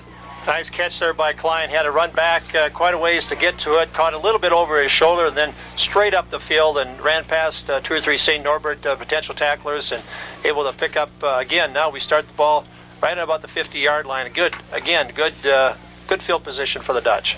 Actually at the 45. 1st and 10. 3:06 left to go. Let's hope the Dutch can punch one in here before the half. 2 receivers to the near side. Corseman under center, I formation. Long count, takes the snap. The give is to the second man through. That's Asherman. He is across the 40 to about the 37-yard line. Give him a gain of 7 or 8. Nothing fancy, just a fullback lead play straight up the middle. And Asherman doing a good job pushing that line of scrimmage and finding the seam, and then just exploding after he gets that seam, and a nice 7-yard gain, 8 yards. Lickway 11 carries, 43 yards. Asherman 9 carries for 35. I formation. Receivers are split. Korsman, hard count, may have gotten him to jump again. The pitch goes to Asherman in the backfield. Here comes the flags from both sides. He's going to be shy of a first down, but if the penalty is against St. Norbert, it will be a first down. I'm sure it's going to be encroachment that time because we were pretty well set in there. Yep, they're coming to our side. We're going to take the penalty, and it'll bring up a first down. St. Norbert has had trouble with that today. Scott Korsman must be doing a pretty good job in there, making the with a hard count in there to force St. Norbert's offsides, because he's drawn them off 4 or 5 times, and we picked up three penalties so far. First and 10 from the 33-yard line coming up. 2.5 minutes left to go in the first half. I formation. Receivers are split. Kane to the near side. McCullough away from us, dropping back. Korsman rolls out to the near side. He's going to keep it himself. He's pushed out of bounds at the 31-yard line, about the 31.5. It's a gain of 2. Good hit that time by Cole Van Vark on the sideline, actually knocking the ball loose from Korsman after he went out of bounds. I think Cole lowered his shoulder that time. Yeah. I tried to do a little sprint out to the near side here, and it was actually we ran out of room on our ends as they were running their routes right away on the sideline. Neither one of them were able to come back into the field to give Korsman anybody to throw to. Kane and McCullough split wide right. The pitch comes to the left side for Lickway, looking for a block. He's across the 30, breaks a tackle. He's in the open field. 20, 15, down the sideline. 5, pushed out. No, touchdown! Touchdown Central! Oh, great job by Joey Lickway. I tell you what, there's a guy who's got balance today. He was hit 3 or 4 times and spun off each time, able to see the sidelines and not step out of bounds, and scampered in for the touchdown. But looked like it could be a loss right at the line of scrimmage on that little quick toss. He was able to skip to the outside, break some tackles, and just continued to break tackles all the way down the sideline. And a good job downfield, standing with their blocks, the receivers, the tight ends, the linemen, everybody sticking with their blocks, and Lickway doing the rest. And boy, I don't know how he stayed in bounds that time, just tiptoeing and then taking the hits and just bouncing off them and able to just inch inside that pylon. After the missed extra point earlier, Central will go for 2. I formation. McCullough split wide right. Korsman under center. Takes the snap. The pitch is to Lickway in the backfield. Dances back up the middle. He's going to be met shy of the goal line. With 2:10 left to go in the first half, it is Central 12, St. Norbert 7. You are listening to college football on the home of the Dutch, 92.1 FM, KRLS. That he was going to be pushed out of bounds, but he was able to spin off and get into the end zone. O'Neill will kick it away. Jesse Augustine, Brandon Spalding back deep to receive. 2:10 left to go in the first half. Central up 12-7. Glad you could join us here on 92.1 FM, KRLS, Knoxville, Pella. It is 1 o'clock. Well, the Dutch tried to go for 2 on that extra point, and we can see the coaches down here trying to take a timeout right before that play was run. My guess is that when they came to the line of scrimmage, they didn't see the defense that they were expecting and wanted to take a timeout and reset the play, but they couldn't get the timeout in time. O'Neill puts a leg into it, a high, short end-over-end kick. It'll be taken at the 20-yard line by Augustine. Up the middle of the field, 25, 30, 35. Gets another block downfield. He's to midfield. He's to the 40. He can go untouched down the near sideline. And he is into the end zone. Touchdown, no flags. Augustine returns it, 80 yards for the score. And coming downfield, I could just start to see a little bit of a seam when the Dutch were coming downfield. And boy, that's sure enough, that's right where the Green Knights took it. St. Norbert's had a nice little wall set up over here. You can see it was setting up right on the hash mark on this side, and as he came up the field, they started picking off a few blocks, and our middle attackers were caught up in the mix, and they couldn't get the angle. And nothing will kill your momentum after a touchdown and a great drive like that than coming back and giving up a kickoff return for a touchdown. Chris Griffith to try the extra point. The ball is down, the kick is up, and it is good. Ooh, hit the upright on the right side, but bounced in. 1:55 left to go in the first half. It is St. Norbert 14, Central 12. You're listening to college football on 92.1 FM. Especially knowing that St. Norbert is not moving the ball on offense. Well, the Dutch will get another crack with their 2-minute low now. We'll see if maybe they can move it down and get a quick score in, at least go up and go in the halftime ahead.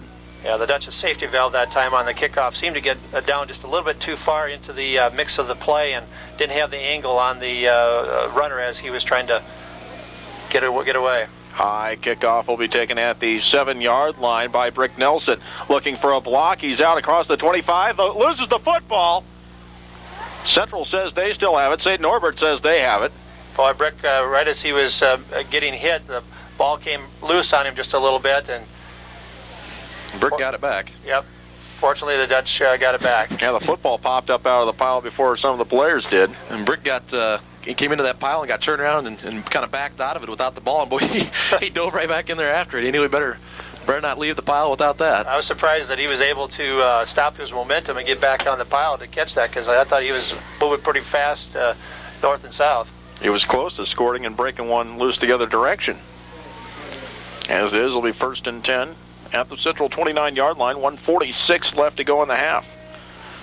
Kane and McCullough split wide to the near side. I formation. Korsman under center. Long count, takes the snap. Gives in the backfield to Ashman, still on his feet, out across the 35 to the 36-yard line for a gain of 7. That's a good run, but the Dutch will have to keep the offense going and go no huddle. We haven't tested St. Norbert's defense and their D-backs downfield yet. No. High formation, receivers are split. This time we'll throw on 2nd down. Korsman comes to the near sideline. Now he'll step out of bounds at about the 35-yard line for no gain. Nothing downfield that time. Yeah, it looks like he was trying to pick up the Kane over here on this near side, but Kane really wasn't open, so had just tuck it away and run out of bounds. 3rd and 4 coming up. Ball is at the Central 35-yard line. 1:23 left to go. St. Norbert's still kind of in their base defense. They haven't brought in a nickel back, so maybe we can get some matchups here. Korsman takes the snap, and this time on the draw play, the give to Ashman. He's got a little bit of room. He gets out to the 40-yard line, loses the football. I don't know. I think the Dutch got her back. It looks like the Dutch might have gotten it back, but it was really popping loose there that time, and one of our big offensive linemen, I think, fell on it. He was fighting for that extra yard, and he did get it, but then the ball came loose. Well, I was kind of hoping Reed Evans would get his 2nd carry of the year there, but didn't happen. Yeah, Scott Honkin was in there to get on top of it. Gain of 7, 1st and 10 from the 42. Korsman drops back, has time, throws to the far side, looking for McCullough. Speed burner, he's overthrown. We really haven't tested their defensive backs so far this year, this game, and I was expecting that to come pretty soon, and I might have thrown the ball just a little bit too soon, because I think McCullough actually could beat the defensive back there. And maybe if he'd thrown it even a little bit farther downfield, a little higher, and give McCullough an extra second or two to get there. Yep. One thing St. Norbert's is doing, their 2 deep safeties are they're really playing a cushion, so there's going to be a lot of openings to those underneath routes for a tight end or a slot receiver. Kane and McCullough wide right on 2nd and 10. Korsman takes the snap. Pitch comes to the near side for Lickway. Gets one block. Cuts back to the middle. He takes a pop. Brought down by the linebacker, Jeremiah Jansen, the 6'3", 225-pound junior. Boy, he put a pop on Lickway that time. Lickway was cutting back just a little bit, and there's where you expect to find a little bit of a seam, and Jeremiah was right in that seam. Central uses its first timeout, just under a minute to go in the first half, down by 2.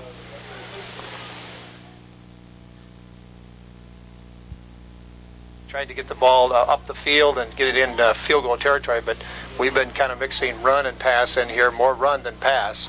There's a little bit of good news if you're dreaming of another Central home game during this playoff stretch. St. John is leading UW Stout 19-12 with 4 minutes left to go in the first half.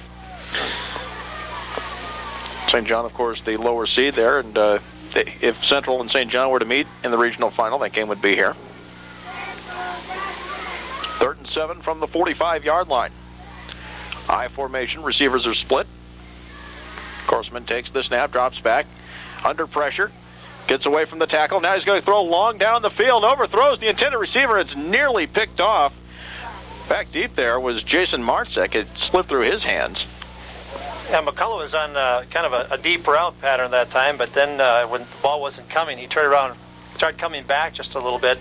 Korsman had quite a bit of time to throw there. It looked like he might have been able to pick up Ritzert on a little bit of an out pattern, which would have given us the first down, but he tried to go deep to McCullough. On 4th down, Central will punt it away. O'Neill standing back near his own 30-yard line.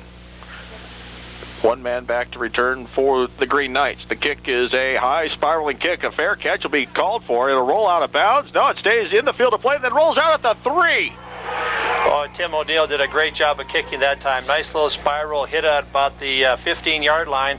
Took a nice bounce, good Central Dutch bounce, and kept spinning down and went out of bounds at about the 3-yard line. Well, if the Dutch want, they can force St. Norbert's to do something with it because they've got all 3 timeouts left. They can make him run some plays here. Of course, St. Norbert really can't kneel it 3 plays in a row because they can't go back that far. Oh. Actually, Central only has 2 timeouts left. Oh, they just used that one on that last series. That's right.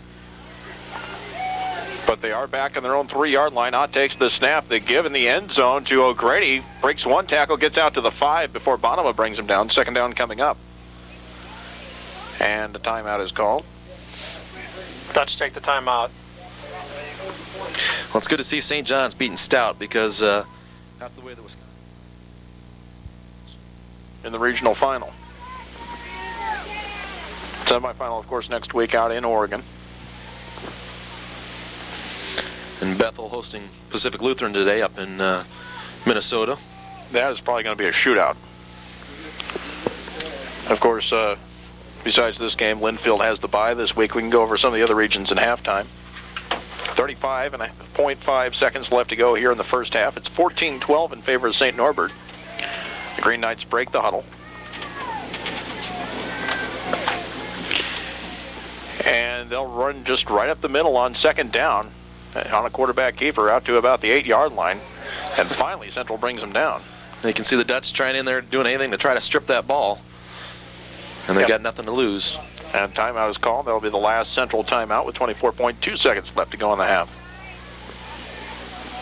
Brings up 3rd down and about for the Central Dutch. We play everybody within our conference, so we don't have any interconference rival or any interconference scores in there. So it becomes pretty hard to determine who's better. But I think everybody was a little bit disappointed that we didn't get a little higher seed than a 4th seed. But getting a 4th seed, actually, and then playing St. Norbert's, we couldn't ask for a better pick from that standpoint.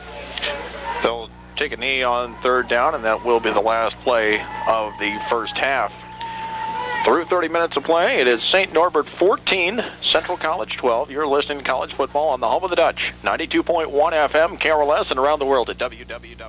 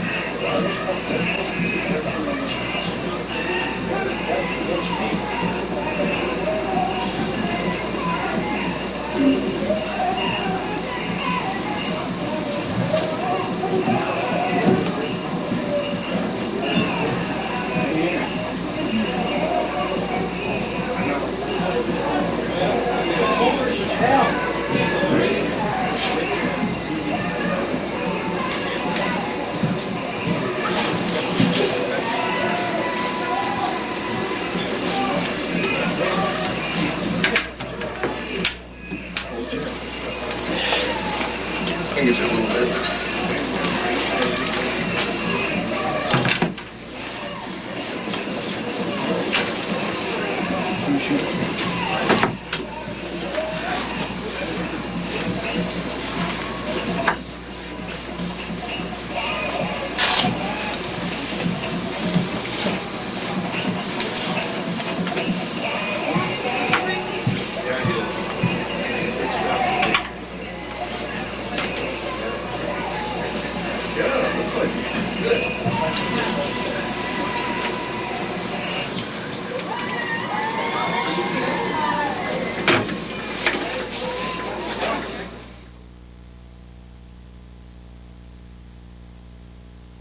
And this quarter is the Pella Subway Score a Footlong Quarter. If the Dutch score this quarter, Phil Davidson of Pella will win a free footlong sandwich courtesy of the Subway stores in Pella.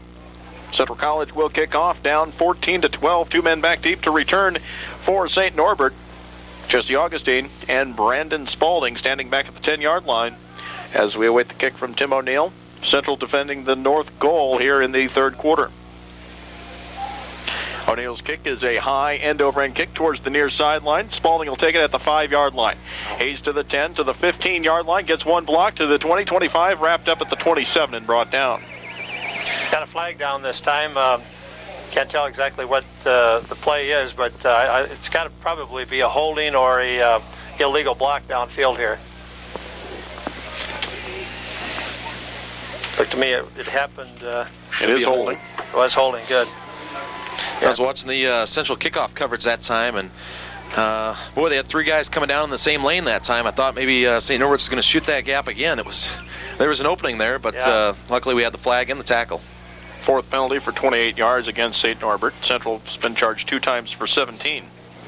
St. Norbert's is a well-coached ball club. They're not, the sportsmanship is there. They're not doing any stupid penalties on sportsmanlikes. They've got great poise, and they do look like a high-quality playoff team. Jim Pirtle in his second year as head coach of St. Norbert with a 19-2 record. 1st and 10. Ott drops all the way back in the end zone, throws the screen pass, caught at the 8-yard line to the 10-yard line, still trying to get to the outside, and wrapped up at the 12 is Matt Hansen, his first reception of the afternoon.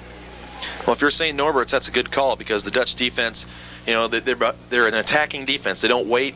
They attack. That time they said, hey, bring it, and we're just going to dump it right over your head. So it's a good call. I'm sure the defense was coming out fired and looking to make something happen. Our secondary did a nice job of reacting to that too. Then our linebackers were scraping out over there and able to keep that play from going anywhere, and only picked up about a half a yard.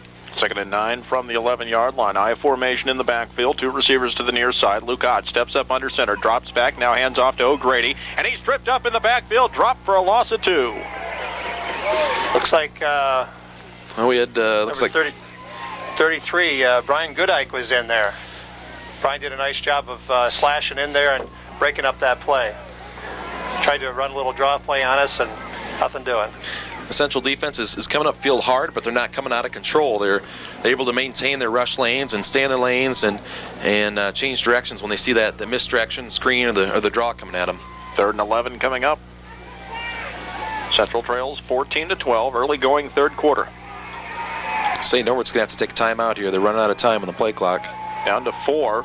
4 receivers to the near side. They do get the snap off. Ott drops back. He's looking to throw to the near side. It is underthrown, and then it's out of bounds as Faust had the inside coverage on it. Incomplete, brings up 4th down. Yeah, we had good coverage back to that time. They tried to get a little go pattern up the sideline there, and one of those no-look passes, but Faust was right there. Good defense, and quarterback actually had to throw it kind of out of bounds because he didn't have anybody else there. Chad Blahnik will be standing 3-4 yards deep in his end zone, getting ready to kick this one away. Chad Klein is at the St. Norbert 35-yard line. Nelson also back at the 30. It's a good snap. The kick is away, nearly blocked. Bounces at the 40. Klein will pick it up over his head at the 45-yard line. Looking for a block. Comes to the near sideline. 40 breaks a tackle. He's to the 30. Cuts back to the near side. 20 on his feet to the 20-yard line. 1st and goal in the red zone. 1st and 10 from the 19-yard line in the red zone for Central. Great job by Chad Klein. They're fielding that ball. The ball took a big hop and actually almost ran past it, but was able to pick it up and then turned up and did a nice little juke at about the 40-yard line and got himself free. Got a couple of good blocks in there and took it all the way down to the 20-yard line. Just a great run by Chad Klein. And we had red shirts blocking everywhere on that play. Klein just had to evade the blocks and evade the tackles, and he almost broke that one. Split wide to the right are McCullough and Long to the near side. Kane. Corselman under center takes the snap. They give to the first man through. Richard on his feet to the 15-yard line. Dives to the 11. This is exactly what the Dutch needed coming out of the half. A 3-and-out by the defense. A great special teams play, and now the offense rolling. Brings up about 2nd and about 1. Good pickup there by Ritzer. Just a quick give to the fullback right up the middle. Central breaks the huddle. Long and McCullough wide right. Long in the slot, McCullough the wide out. Near side, Kane. High formation. On 2nd and 1, Corselman under center. Long count, takes the snap. This time the give to Lickway in the backfield. He has a block across the 10 to the 7-yard line. 1st and goal. Liquid doing a nice job of maintaining possession there as he's being tackled. Brings both hands in and tucks it away.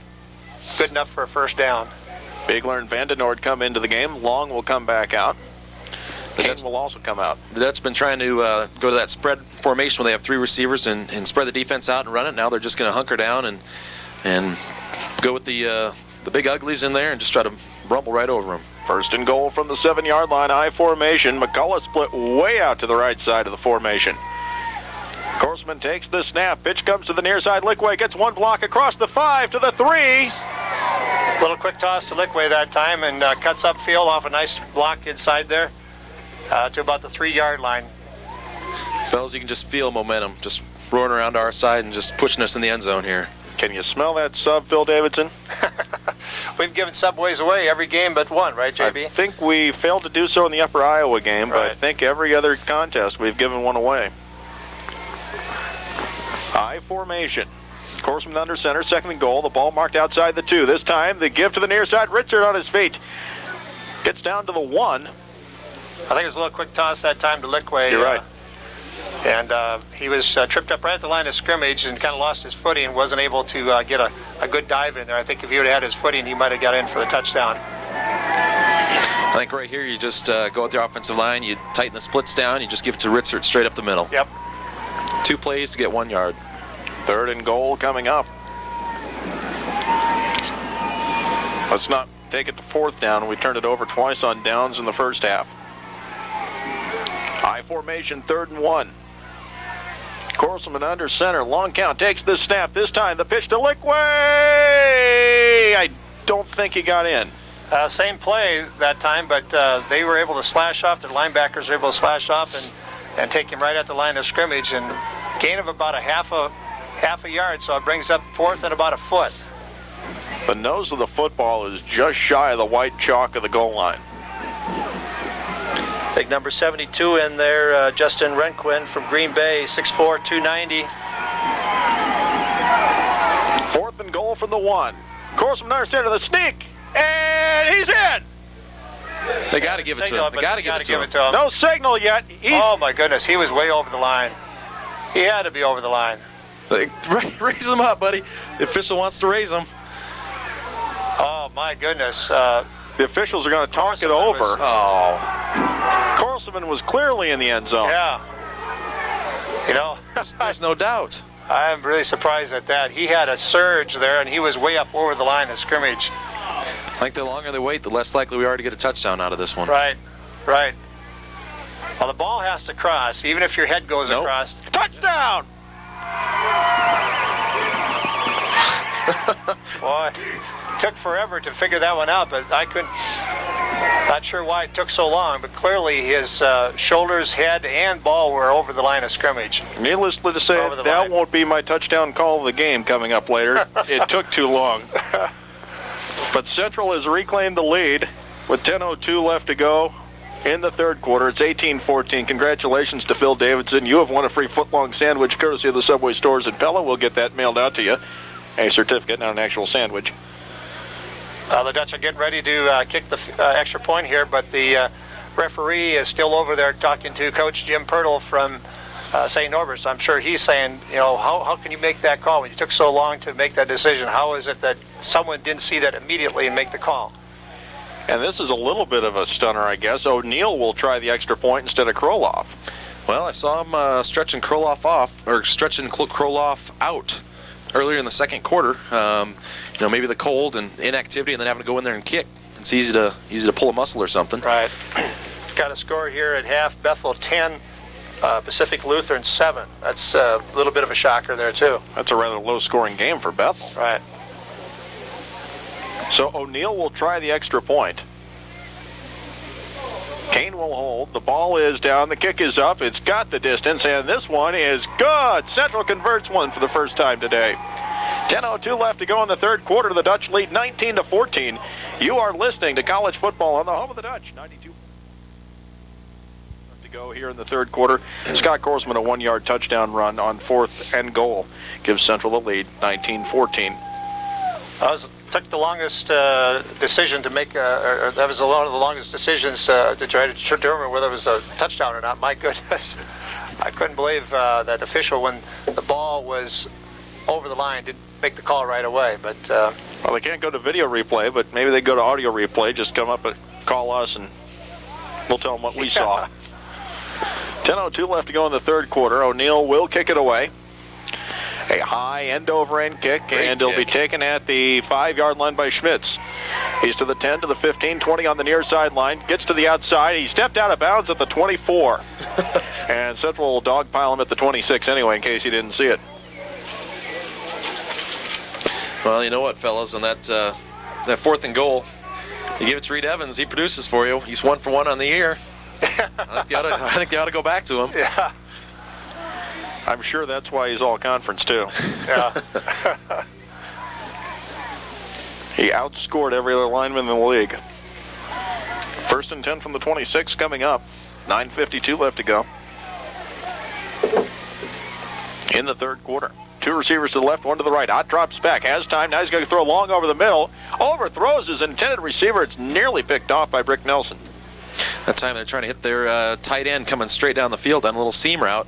But Bonham had him held up, and the timing was off. And like I say, Nelson almost got there. He was slipping and sliding, but couldn't quite get his footing to get that catch. Yeah, Jesse Augustine from St. Norbert thought he was held up there a little bit illegally, but I think they were well within the 5-yard zone there when they punched him out at the line of scrimmage. 3 receivers bunched to the left side, 1 to the near side. Shotgun formation. The snap is over the head of O'Grady. He'll fall on the football back at the 10. Oh, bad snap. That ball went clear up over the top of Ott's head. Actually, it was O'Grady back there to take the snap. And Ott, where was Ott on that play? He was nowhere to be seen. Was he one of the bunch backs over there? Bunch, yeah, because he's just coming off from over there. It may have been one of those laterals to the far side of the field for a double pass. But nothing happening on that play as the snap goes over the head for a loss of 15 all the way back to the 11-yard line. This is a key play right here for the Dutch defense. Keep them 3 and out again and get the offense back on the field. Now Ott is under center, 3 receivers to the left. He takes the snap, drops back, he's looking to throw, and the catch is made at the 12-yard line. It's going to be well shy of a first down.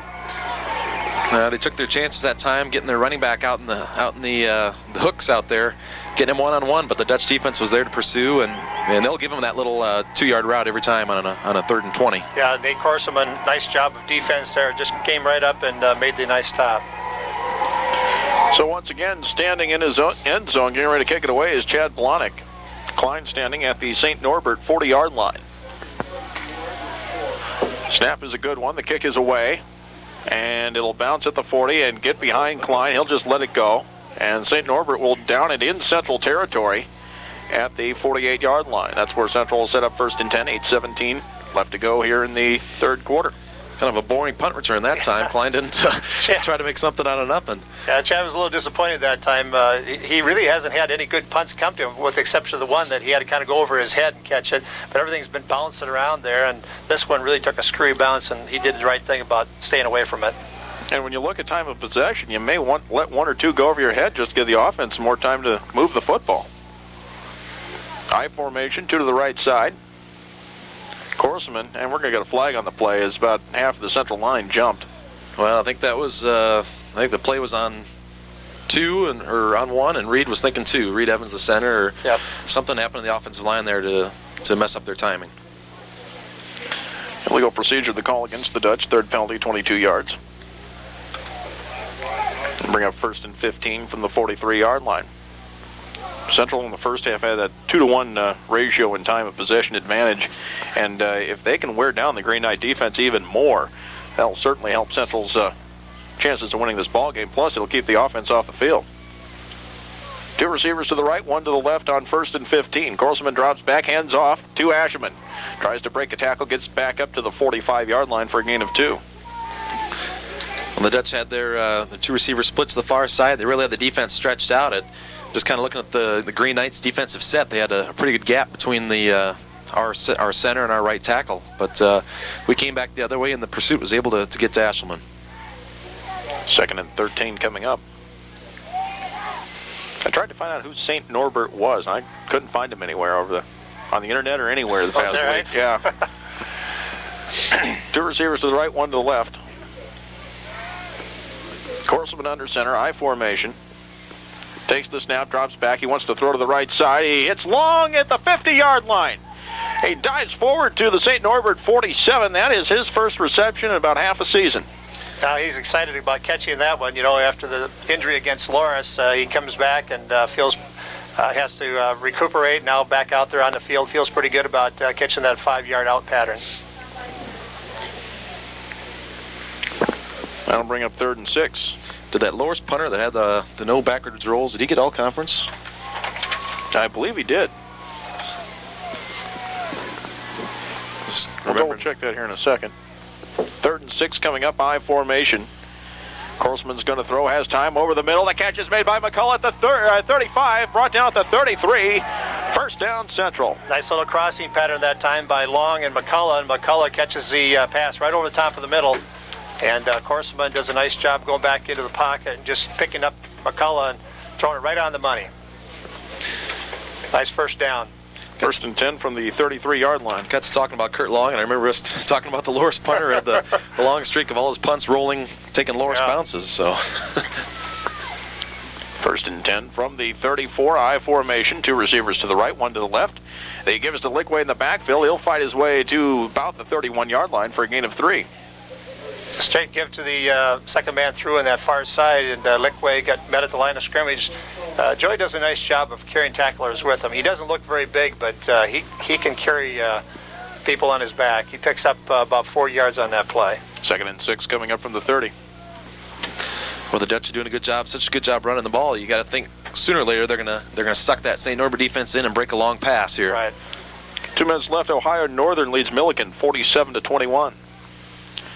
Corselman under center on 2nd and 6, takes the snap. Pitch comes to the near side for Lickway. This will be waved dead.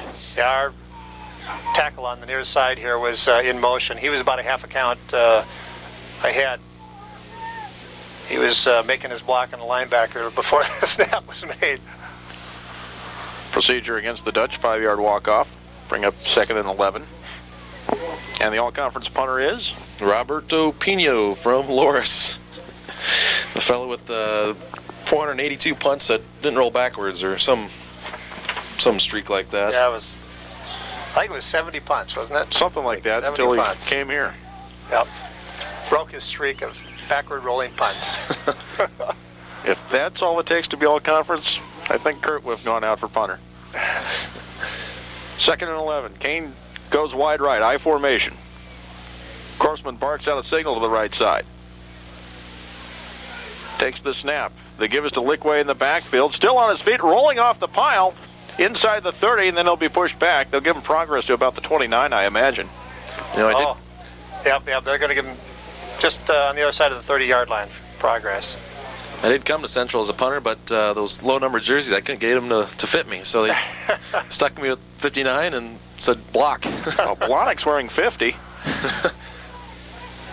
They'll put the ball at the 30-yard line. It'll be 3rd and about 6 yards to go.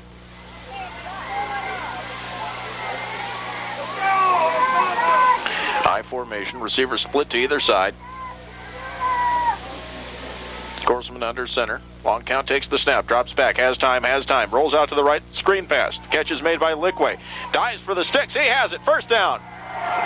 Nice little dump pass that time. Corselman was looking downfield trying to pick up one of his receivers, and Lickway was a little check off that time, and just a little flip out to him, and he was able to scamper up and pick up the 1st down to the outside and the far side there. Gain of 8 on the catch. Lickway actually out there to block, and then there was nobody there, so he turned around and looked at Corselman, and Corselman dumped it to him, and good job by Joey of finding that 1st down stake and going straight forward, not trying to dance, and getting that 1st down. 1st and 10 from the 22-yard line. 2 receivers to the near side, I formation. This time the give to Richard up the middle. He breaks a tackle, loses the football, and Central recovers. Oh boy, Richard had a nice gain there, and as he was going through, one of the linebackers reached out and grabbed his arm, and the ball just swung and spun out of his hand. But boy, big, who is it, Chris Biegler? Biegler. Chris Biegler there to pick up the fumble. That's Biegler's second big fumble recovery. Of course, he had the one in the Wartburg game before Ashelman scored her first touchdown, and either Biegler's doing a good job blocking, or else maybe he missed his blocking. He was there to make the fumble recovery. Right. So gain of 7 on the play. 2nd and 3 coming up. Good heads-up play by Bigler to pursue the play downfield. McCullough, the lone wideout to the near side.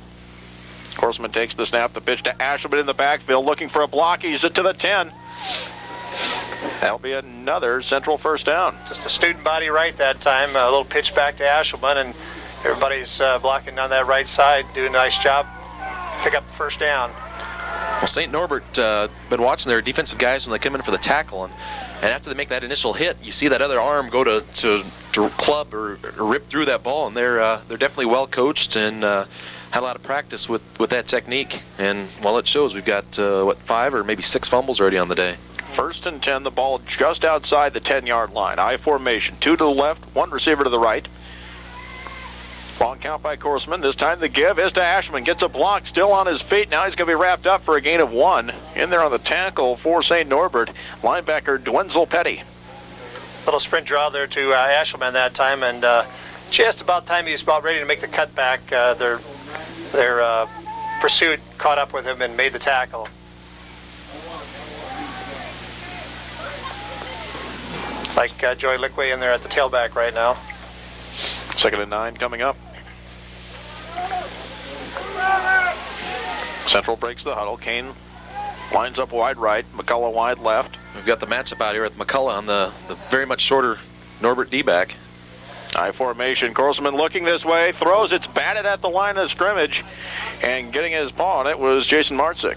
I don't know if there was a little mix-up there as far as what kind of pattern they were going to run there. Clearly, it looked like Korsman was thinking it might be a quick in route to McCullough, but McCullough was trying to break away, and I think he was trying to get to the outside, to the corner. I think McCullough was running the post corner, Yeah. and Korsman actually, I think, was thinking post and threw the slant, and McCullough was breaking the outside, and I think he would have had the corner in the end zone there. Yeah, but, I think so.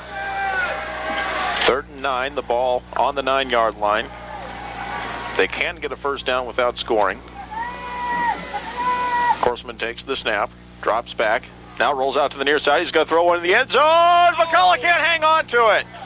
Boy, that laid right in his fingers, and almost too easy for McCullough that time. Yeah, Korsman did a nice job of escaping the tackle and then just laid it out there where actually McCullough needed to go, and McCullough just scooted over, but went right through his hands.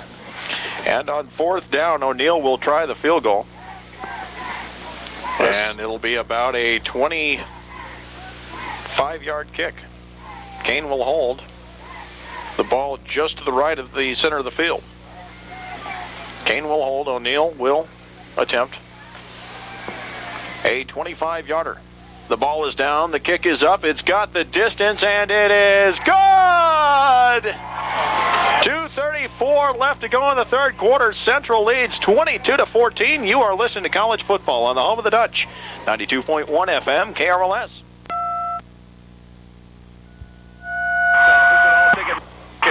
Good. Good places for children. With a tailgate party. Field championship. And the beauty of Virginia. At the 8th annual Amos Alarm. Saturday, December to noon. Co-hosted by and the Old Dominion broadcast live. BN2. O'Neill's kickoff is fumbled by Schmitz and recovered by himself back at the 10-yard line, and St. Norbert will set up deep in their own territory. That time Schmitz was back there to receive it, and I think he was thinking about run before he caught the ball and just mishandled it a little bit, and then we went to catch it, spun out, and put his knee down, and we didn't even have to tackle him. Or I'll correct myself, Spalding on the return. Schmitz is the tight end, Spalding the wideout. But And how about the Dutch coming out of the locker room the second half here? A couple quick scores, 10 points, and St. Norbert, I don't think they've got a first down yet. No. Go ahead. First buried deep in their own territory. Dropping back out on first down, looking to throw. The screen pass is caught by Spalding. He's wrapped up and brought down at the 15-yard line. He did a good job of pulling that one in. Bonamo with the tackle. Little come from the slot back position, a little under screen pass that time to their slot back. That play was set up, but our defensive line, I can't tell if it was a linebacker or a line that reached back and kind of juggled him around a little bit and was able to. Lineman catching him from behind on that screen. Second and 5 from the 15-yard line. I formation. Receivers are split. Ott drops back, hands off to O'Grady, looking for a block on the left side, and he's going to be shy of a first down by about 2 yards. Well, nothing doing still for St. Norbert on their running game. The Dutch defense too much up front, and the Dutch really doing a good job of holding that line of scrimmage and stretching the plays out and not getting blown off the ball at all. Third and about 3 coming up. You are listening to college football on the home of the Dutch. 92.1 FM, KRLS, Knoxville. Pella, it's 2 o'clock. J.B. Conley, Denny Hansen, Kirk Kaponchik bring you today's action. Big 3rd and 3 coming up from the 18-yard line. I formation. Man in motion to the near side is Mike Lynn, and the offensive line jumped. That'll be on the tight end, number 84. Just got his motor running a little bit too soon, and that'll march him back another 5 yards. 5 penalties, 33 yards against St. Norbert so far this afternoon. And that's big because that takes them from a 3rd and 3 to a 3rd and 8, where 3rd and 3 maybe they could have been thinking run, but now with just having one rushing play of over 8 yards, I think they've got to think pass, nothing but pass. Right. 3rd and 8 coming up. And the Dutch have got their nickel defense in. 3 receivers to the near side. Ott in a shotgun.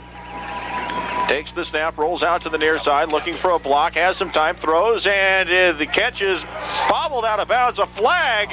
Oh, my goodness. Bonema is going to be called for a late hit on Ott. Yep, they're going to get Austin Bonema for a personal foul after Ott threw the ball. He hit him. Didn't look like he hit him too hard, but he did make contact with him. Roughing the passer is the call.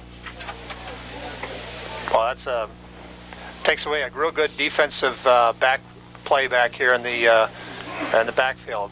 The catch was bobbled as the receiver came out of bounds. It would have been incomplete, or it was incomplete, but the penalty against Central will give St. Norbert a first down. The ball is going to be marked all the way out to the 28-yard line, and that's where St. Norbert has it 1st and 10. Well, the defensive guys, they all want to make that play, and sometimes it seems like you're close to the quarterback and you think you can still got time to make that big hit, but just a little bit too much adrenaline that time.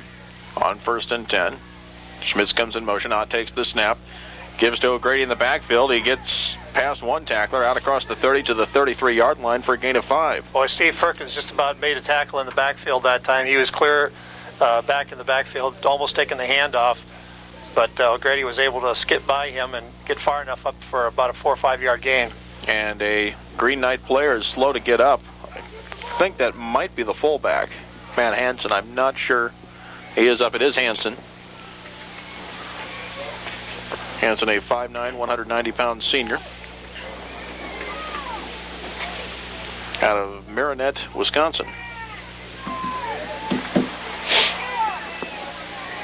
Bring up 2nd and 5 from the 33-yard line. That's been one of the Green Knights' more successful running plays this afternoon right there. A shotgun formation with a back on either side of Ott. Ott dropping back, has time, looking to throw it long to the far sideline. The catch is made by Schmitz at the 48-yard line of St. Norbert. That'll be enough for another first down. Schmitz came from his tight end position there, down about 8-9 yards and running an out pattern, but got right in the seam of that nickel defense that we were in and was able to did a nice job of threading the needle there.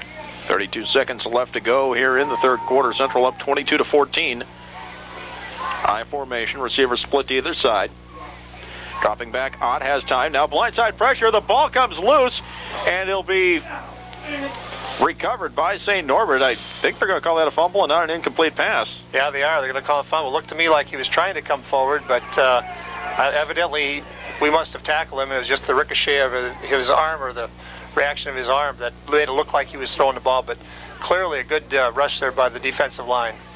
And a good quarter for the Dutch. Come out and score 10 points, take the lead back, and definitely have got momentum. After 3 quarters, it is Central 22, St. Norbert 14. You're listening to college football on the home of the Dutch, 92.1 FM, KRLS, and WWW. And welcome back to Schipper Stadium as we start the 4th quarter. Central leads St. Norbert by a score of 22-14. The Green Knights have the football. 2nd and 21 coming up from the 36-yard line, as St. Norbert now goes from our right to our left. The lone setback is Matt Hansen. Dropping back Ott. Has time, looking to throw. Now the ball comes loose, and this time Central will fall on it. Justin Snyder in there from his outside end position just did a nice job of pursuing, and he did let up. He was being blocked to the outside, but was able to get leverage around. Ott dropped back in the pocket and made a mistake by not stepping up into the pocket a little bit. Brought his arm back, and big old Justin Huseman knocked that ball loose, and I can't see who Ryan Anderson fell on the ball. Great job. Central sets up 1st and 10 inside the 30-yard line at the 27. And this type of game offense really favors Snyder, because that boy, he's all about speed rushing and getting back there. And in the second and third quarters, he's really made his presence felt. Kane and McCullough wide to the near side. Korsman under center takes the snap. The give is to Ritzert up the middle, and he's going to be met at the line of scrimmage for nothing. Early going fourth quarter, Central leads by a score of 22-14, knocking on the door again. Boy, this is pretty key right here if the Dutch can get another one in and make this a 2-score differential. The Dutch going against the wind now, and if they can keep the ball out of St. Norbert's hands, the longer the better. I formation in the backfield. Joe Ritzert, Aaron Ashelman. Receivers are split now. Kane comes to the near side, so 2 receivers to the right. As McCullough's in the slot, Korsman takes the snap. Pitch goes the other way to Ashman, looking for a block, still on his feet to the 24-yard line. Gain of 4 yards. It'll bring up 3rd and 6. Just a little quick toss to Ashelman on the far side that time, and met right at the line of scrimmage, but was able to kind of spin away and pick up 2 or 3 more yards. Well, through 3 quarters, St. Norbert's actually going backwards running the football. They went from 3 yards rushing at halftime to 20 carries for negative 17 yards rushing through 3 quarters. A lot of that coming on that 15-yard loss. The ball was snapped over the head of the tailback, O'Grady. And the Dutch continuing to roll. 50 carries, 51 carries, 229 yards on the ground for the Dutch this afternoon so far. 5 formation on 3rd and 7. The ball at the 25-yard line. This time the give to Ritzert. He's still on his feet. Gets all the way inside the 15 to the 13. First down, Central. Well, that fullback play has really been picking up yards for us today. Joe Ritzert's picked up several yards. Matt Brands picked up a couple. That time, Joe Ritzert takes the ball right after getting the handoff, hurdles a couple of St. Norbert tacklers right at the line of scrimmage, and picks up the first down. And give credit to the offensive linemen up there for getting on their blocks quick, holding them, just making a little bit of a seam for Ritzert and Brandt to get through, and boy, after that, it's all the power of the fullbacks. 1st and 10 from the 14-yard line. Brandt now in at fullback. This time the give is to Ashelman. He fights his way to about the 10. Another good block by Brandt that time, just taking out the legs of the linebacker and giving us a little seam. Little second man through that time by Ashelman, and just picks his way for about a 3-4 yard gain. In the fourth quarter, St. John still leads UW Stout 19-12. I think the Dutch would like to have a second shot at St. John's if that would ever materialize. And they would get to have it here if they do. Right. Central with it, 2nd and 6 at the 10. Kane split wide left. McCullough split wide right. I formation. Lickway now the tailback. Korsman, hard count, takes the snap. The give is to Lickway. Changes direction, dives to the 5-yard line. It'll be 1st and goal. Maybe he's about a half yard shy of the sticks. Sorry. Yeah, it would have been for Luke Allison in there for St. Norbert's, the linebacker, scraping off. Troy Lickway been in the end zone. But he did a nice job of staying home. The Dutch doing a good job of running north and south today. Boy, they're not getting their play stretched out. They're hitting those seams, and they're going positive or negative. It's not much lateral. It's all straight up field. Good solid fundamental football. 3rd and less than a yard from the 5-yard line. I formation. The pitch is to Lickway in the backfield. Turns the corner. Touchdown, Joey Lickway.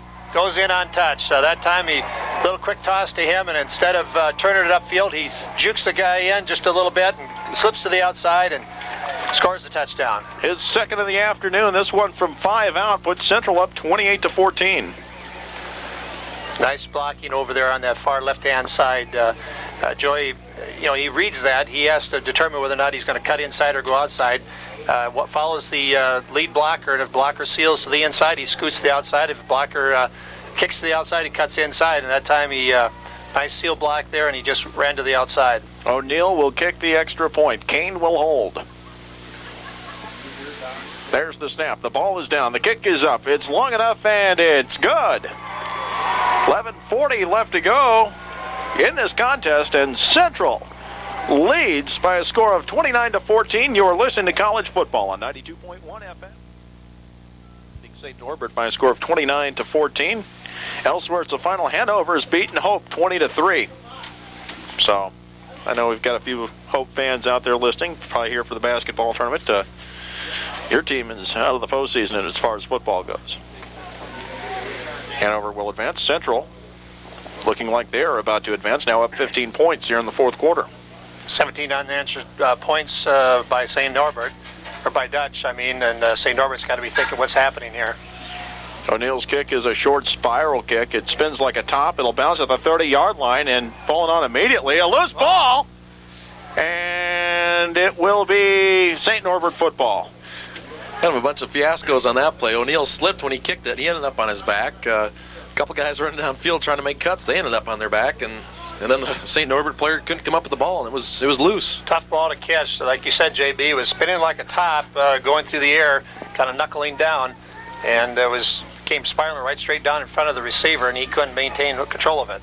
St. Norbert sets up 1st and 10 at the 28-yard line, and now we get a whistle as a field judge comes in from the near sideline. We're checking out equipment here. The Central coaches, Cack and DeWard. Looks like we ripped one of our wires out of the box, and we're down to one set of phones, I think. Yeah, I think you're right, Kurt. Conference Coach of the Year doesn't need a headset, though, does he? 1st and 10 from the 28.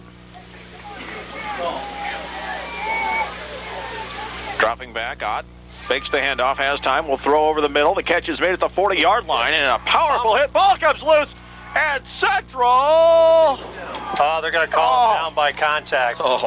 Boy, I thought that ball was chucked loose by the tackle that time. But Mark Schmidt's nice catch, but then he is popped right away after a gain of 13.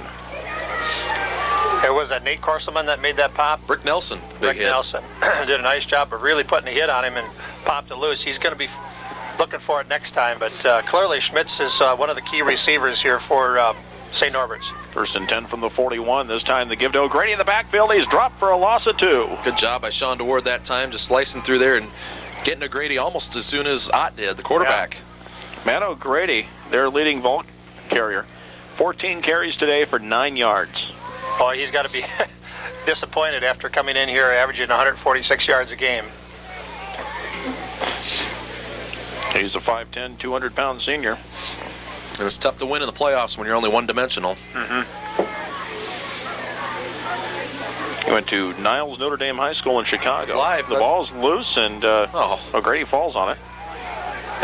Pass was thrown to O'Grady at the slot back. He takes a step back from his slot back position, and Ott tries to throw the ball, a little bull pass to him, but when he threw it behind, going backwards, so it actually is a live ball, and the ball was skipped just a little bit, but O'Grady was able to jump on the ball.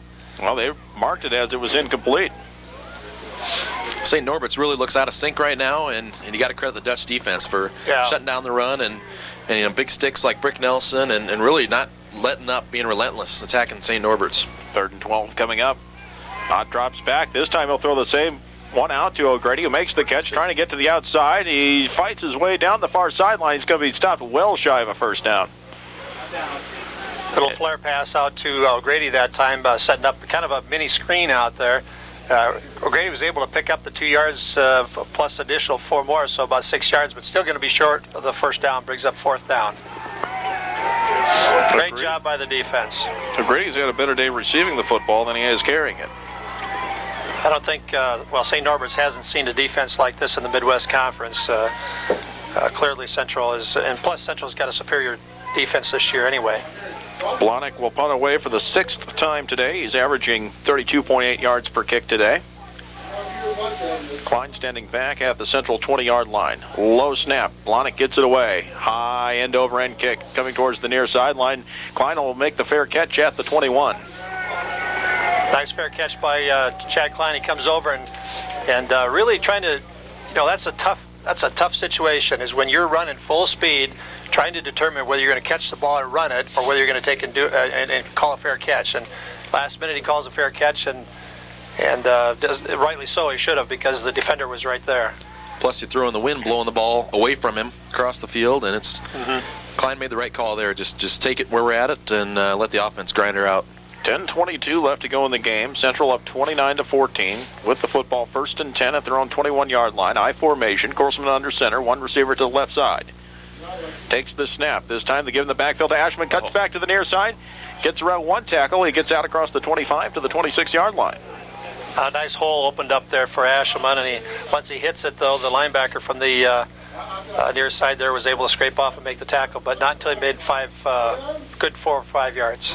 The hole was almost there too early. The hole really opened up, and we were looking for a ball carrier, and then about the time the hole opened up, Ashman was just getting the ball, and he couldn't get there quite quick enough. But credit Dale Rouser and Matt Jones and Matt Peterson in there, and really opened up a big hole for Ashelman. Still got a 5-yard gain. 56 carries today for 255 yards for the Central offense. High formation. They give us to Ashman in the backfield, and he's going to be met by a group of tacklers, and he's actually pushed forward to about the 27 for a gain of 1. Well, our fullback slipped right off the bat. I think it was Ritzert, our fullback, when he was trying to take off to block, he was slipping, and so I threw the timing off a little bit. And then when Ashelman got it, he slipped when he tried to make the cut. So I was surprised we even made a couple of yards on that, because it looked like it was going to be a no-gain play. 3rd and 3 coming up. Central fans, stay tuned to this ball game. We've got a special announcement coming up for you towards the end of this contest. Not that you'd go anywhere at this point. I formation. Corseman under center, takes the snap, the pitch to Ashman in the backfield, gets a block out across the 30 to about the 31. He's going to be about a half-yard shy of the first down, I think. Let's see where they mark it. Again, Kurt, as you said before, the hole was there sooner than what the tailback was, and it closed up once tailback made the cut, but it's going to be close. It looks like they'll bring the chains out and try to mark it. They'll bring the chains all the way across the field, and we can't see where the football is spotted with the central bench between us and the ball.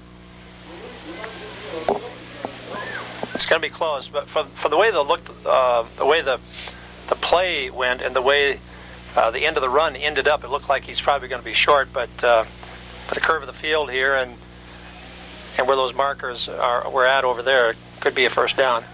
I'll stretch the chains. First down, Central. Oh, just enough.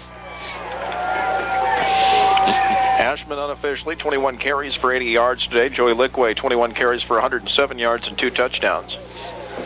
That's the 6th game in a row now for Lickway. I think over 100 yards, or at least he's had 5 previous games over 100. I believe that's right. 1st and 10 for the Dutch. 8:50 and counting left to go in the contest. Ball at the Central 31-yard line. I formation. One receiver to the left is McCullough. Corseman takes the snap, rolls out option on the near side, and he gets past one tackler, still on his feet, pushed out of bounds at the 42-yard line. That should be enough for another first down.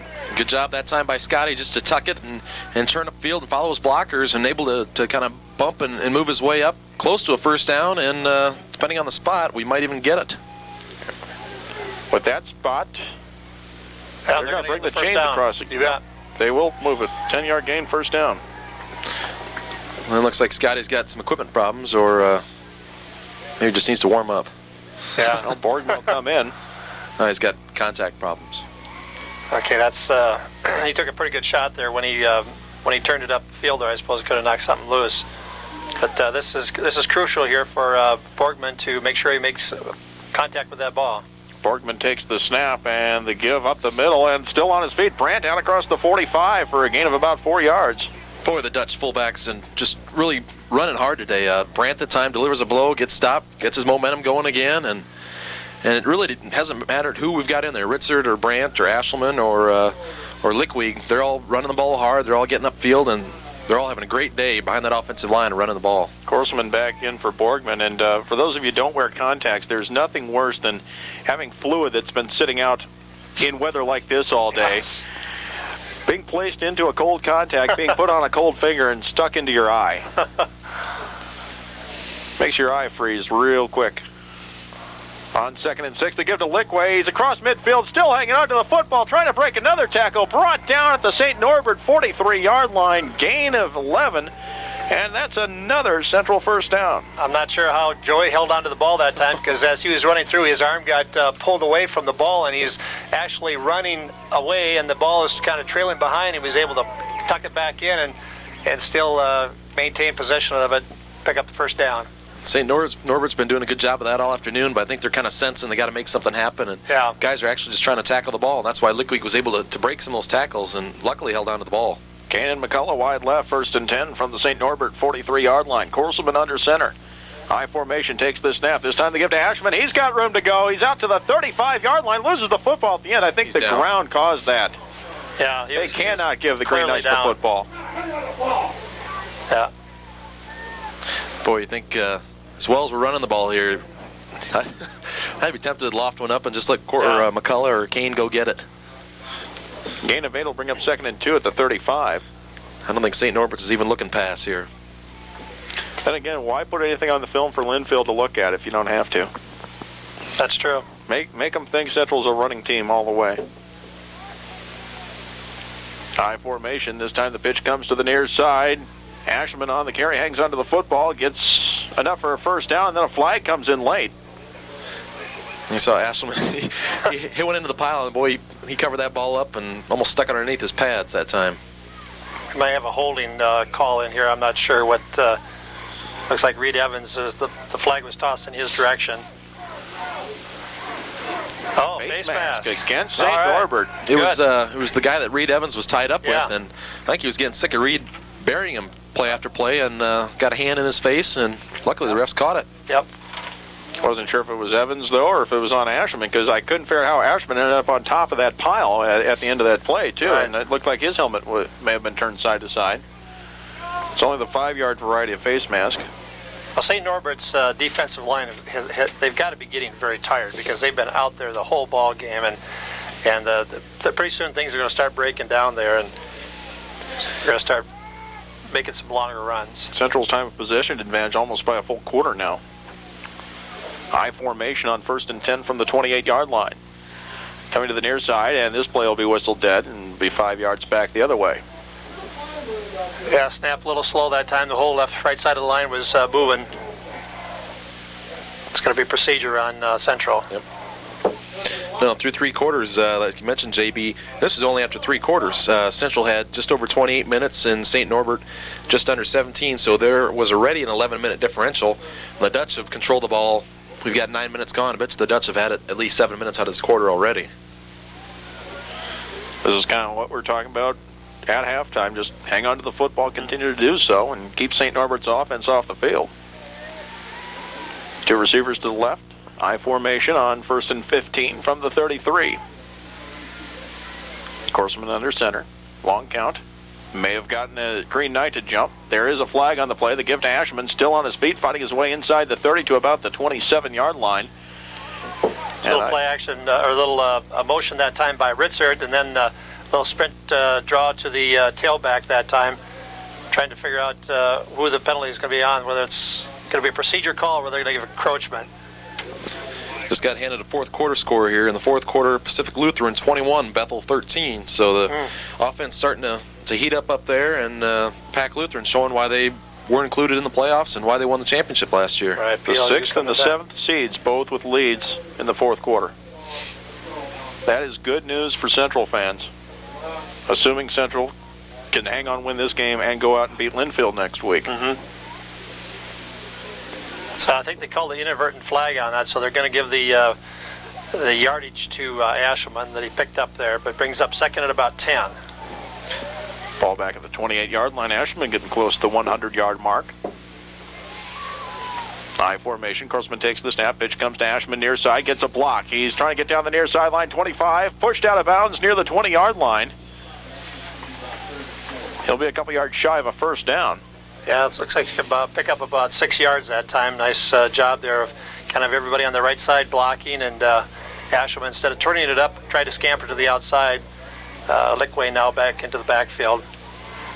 Well, the Dutch this half, I think, have run about 3 plays, maybe 4 different running plays. You got your toss sweep, your fullback quick hitter, your trap up the middle, and then the fullback lead, and that's it. But they're moving them backwards.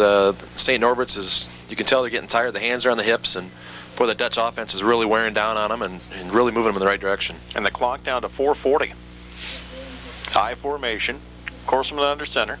Long count. This time, pitch comes to the near side. Lickway looking for a block inside the 20. Fights his way.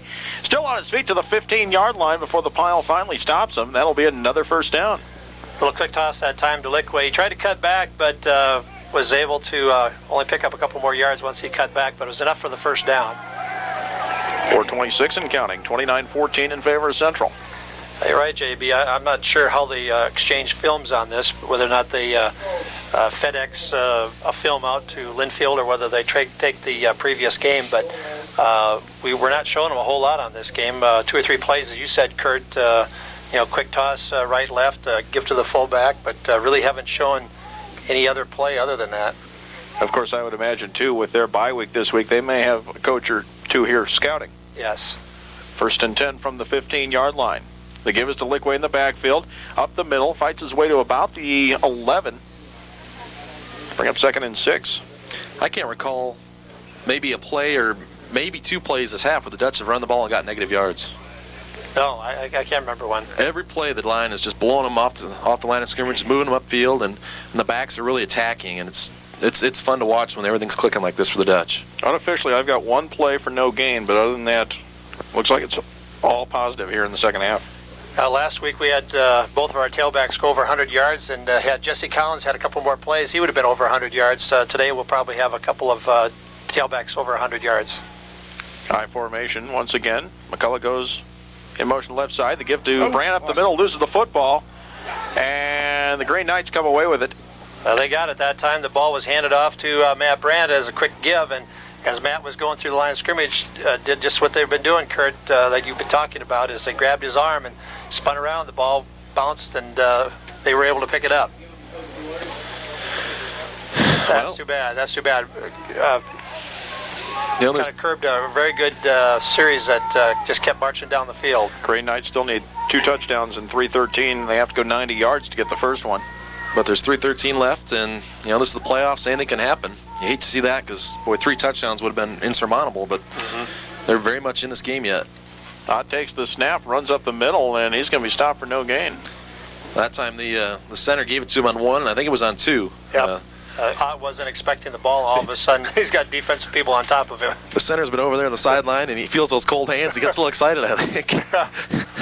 Now, getting back to your thought just a moment ago about the 100-yard game last week by Ashelman, there is some discrepancy on that. We had him for over 100, but the Dubuque stat keepers did not have him over 100. Oh.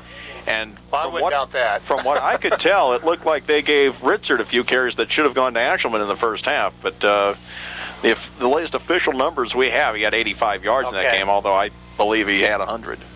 Well, I'm a Republican, and I say it's not worth the recount. Yeah. The throw comes to the near side and is nearly picked off by Bonema. Falls incomplete. The intended receiver, O'Grady. Yeah, Nick Turner coming across from his strong safety position, too, was right there putting a bead on O'Grady. If O'Grady would have put a hand on it, Turner really would have put a hit on him. Tried to get O'Grady loose up the sideline. 3rd and 11 coming up. 2:27 left to go. 29-14 in favor of the Dutch. The winner goes out to Linfield, Oregon. Actually, college is Linfield. It's in McMinnville, Oregon. Just the south side of Portland in there. Nice place this time of year, about 40 in rain. Dropping back on 3rd down, Ott. In the end zone, he gets rid of the football at the last second and underthrows his intended receiver. He may have been hit a little bit as he threw it. Ryan Russell was the man he was looking to complete it to. He had a lot of pressure that time, and Chad Klein, had he been about an inch taller, might have intercepted that thing. He was up in the air trying to get it, but couldn't quite get there. Ott clearly had her throw into traffic, and a lot of pressure by the defensive line that time. The Green Knights apparently waving the white flag. They'll bring the punting unit on. Blahnik will stand 5 yards deep in his own end zone. Klein standing back at the 40-yard line. There's the snap, and the rush is a good one. Blahnik gets a short kick away to the near sideline. Klein will pick it up at the 42. Sidesteps one, tackle cuts back to the near side, down the sideline, pushed out at the 33-yard line. Central has it with 2:10 left to go. Clint hates to let that thing roll, doesn't he? Cool hand Luke. I tell you what, that ball bounced and he was able to get to it and evaded a couple tacklers, got to the sideline, picked up 2 or 3 more yards. 2:10 left to go. Central up 29-14. Borgman back on to run the offense for the Dutch. Yeah, the Dutch will start sitting a few of the starters now. Al DeWard's out. We got Doug Van Wyk in there, and Collins in the game at tailback. Jason Weber in there at left tackle. The fullback is Brandt. This time the pitch comes to Collins. His first carry of the afternoon. He's to the 30-yard line. Still on his feet. He's to the 20. Breaks another tackle. All the way to the 16-yard line before he's brought down. Boy, something what a fresh set of legs can do coming in there. And a guy that's a sophomore, seeing his probably first playoff experience, and get those guys in there, and they're out for blood. They want to make something happen just as much as the starters. You bet. Jesse Collins is a good little tailback, too, and he had quite a few yards last week, and give him an opportunity. He's going to take advantage of it. 1st and 10, the ball marked at the 17-yard line, 1:58 and counting. And he is little. He's only 5'8". I assume this is a final score they have given me. We'll double check on this. Fourth quarter score, excuse me. Pacific Lutheran leading Bethel 21-13. Give up the middle, and the ball is carried to about the 15-yard line by Collins. So Pacific Lutheran up by 8 with 4 minutes left to go in the fourth quarter. Nice little give to Jesse that time. Just made the cut back off the guard there and picked up 4 yards. Central crowd comes to its feet. Reed Evans getting a nice standing ovation coming off, and Matt Brandt also. Andy Goose, the wide receiver, comes off. Brownlee's in there. Almost said Justin Quast coming out there. See an 8 run off the field. I was about ready to say Quast. No, he's graduated. High formation. Borgman under center. This time the pitch goes Collins left side looking for a block. He's going to be tripped up and brought down at the 13-yard line for another gain of 2. Good pursuit that time by St. Norbert. 48 seconds left to go in this contest. 3rd down coming up. Central will snap the ball one more time. Yep. Dutch are pretty excited about having the opportunity to go on to the second game out at Linfield College out in Oregon. Best play in the football game here, coming up right here, the victory kneel down. I think Collins wants to score. But it will be a V formation. As Borgman takes a knee, there's a flag on the play. Oh my, they're going to get him for the clock running out, but I thought we got it off in time. Well, there's only 11 seconds left. Really no reason to run it down quite that low because we would have been under the 25 seconds, but prolong the inevitable, I guess. Yep. Delay a game against the Dutch. Bigler's shaking hands already, and he's got to strap it up one more time. Go back in the huddle. He got to snap that ball again. Oh, maybe he's trying to eliminate some cheap shots or something. Yeah. He's mending some riffs he's had during the game. Say, hey guys, it's none of you getting upset. We'll try it again. Play clock at 19. I'm sure Central will snap it much more quickly. There he is. Not even going to snap it.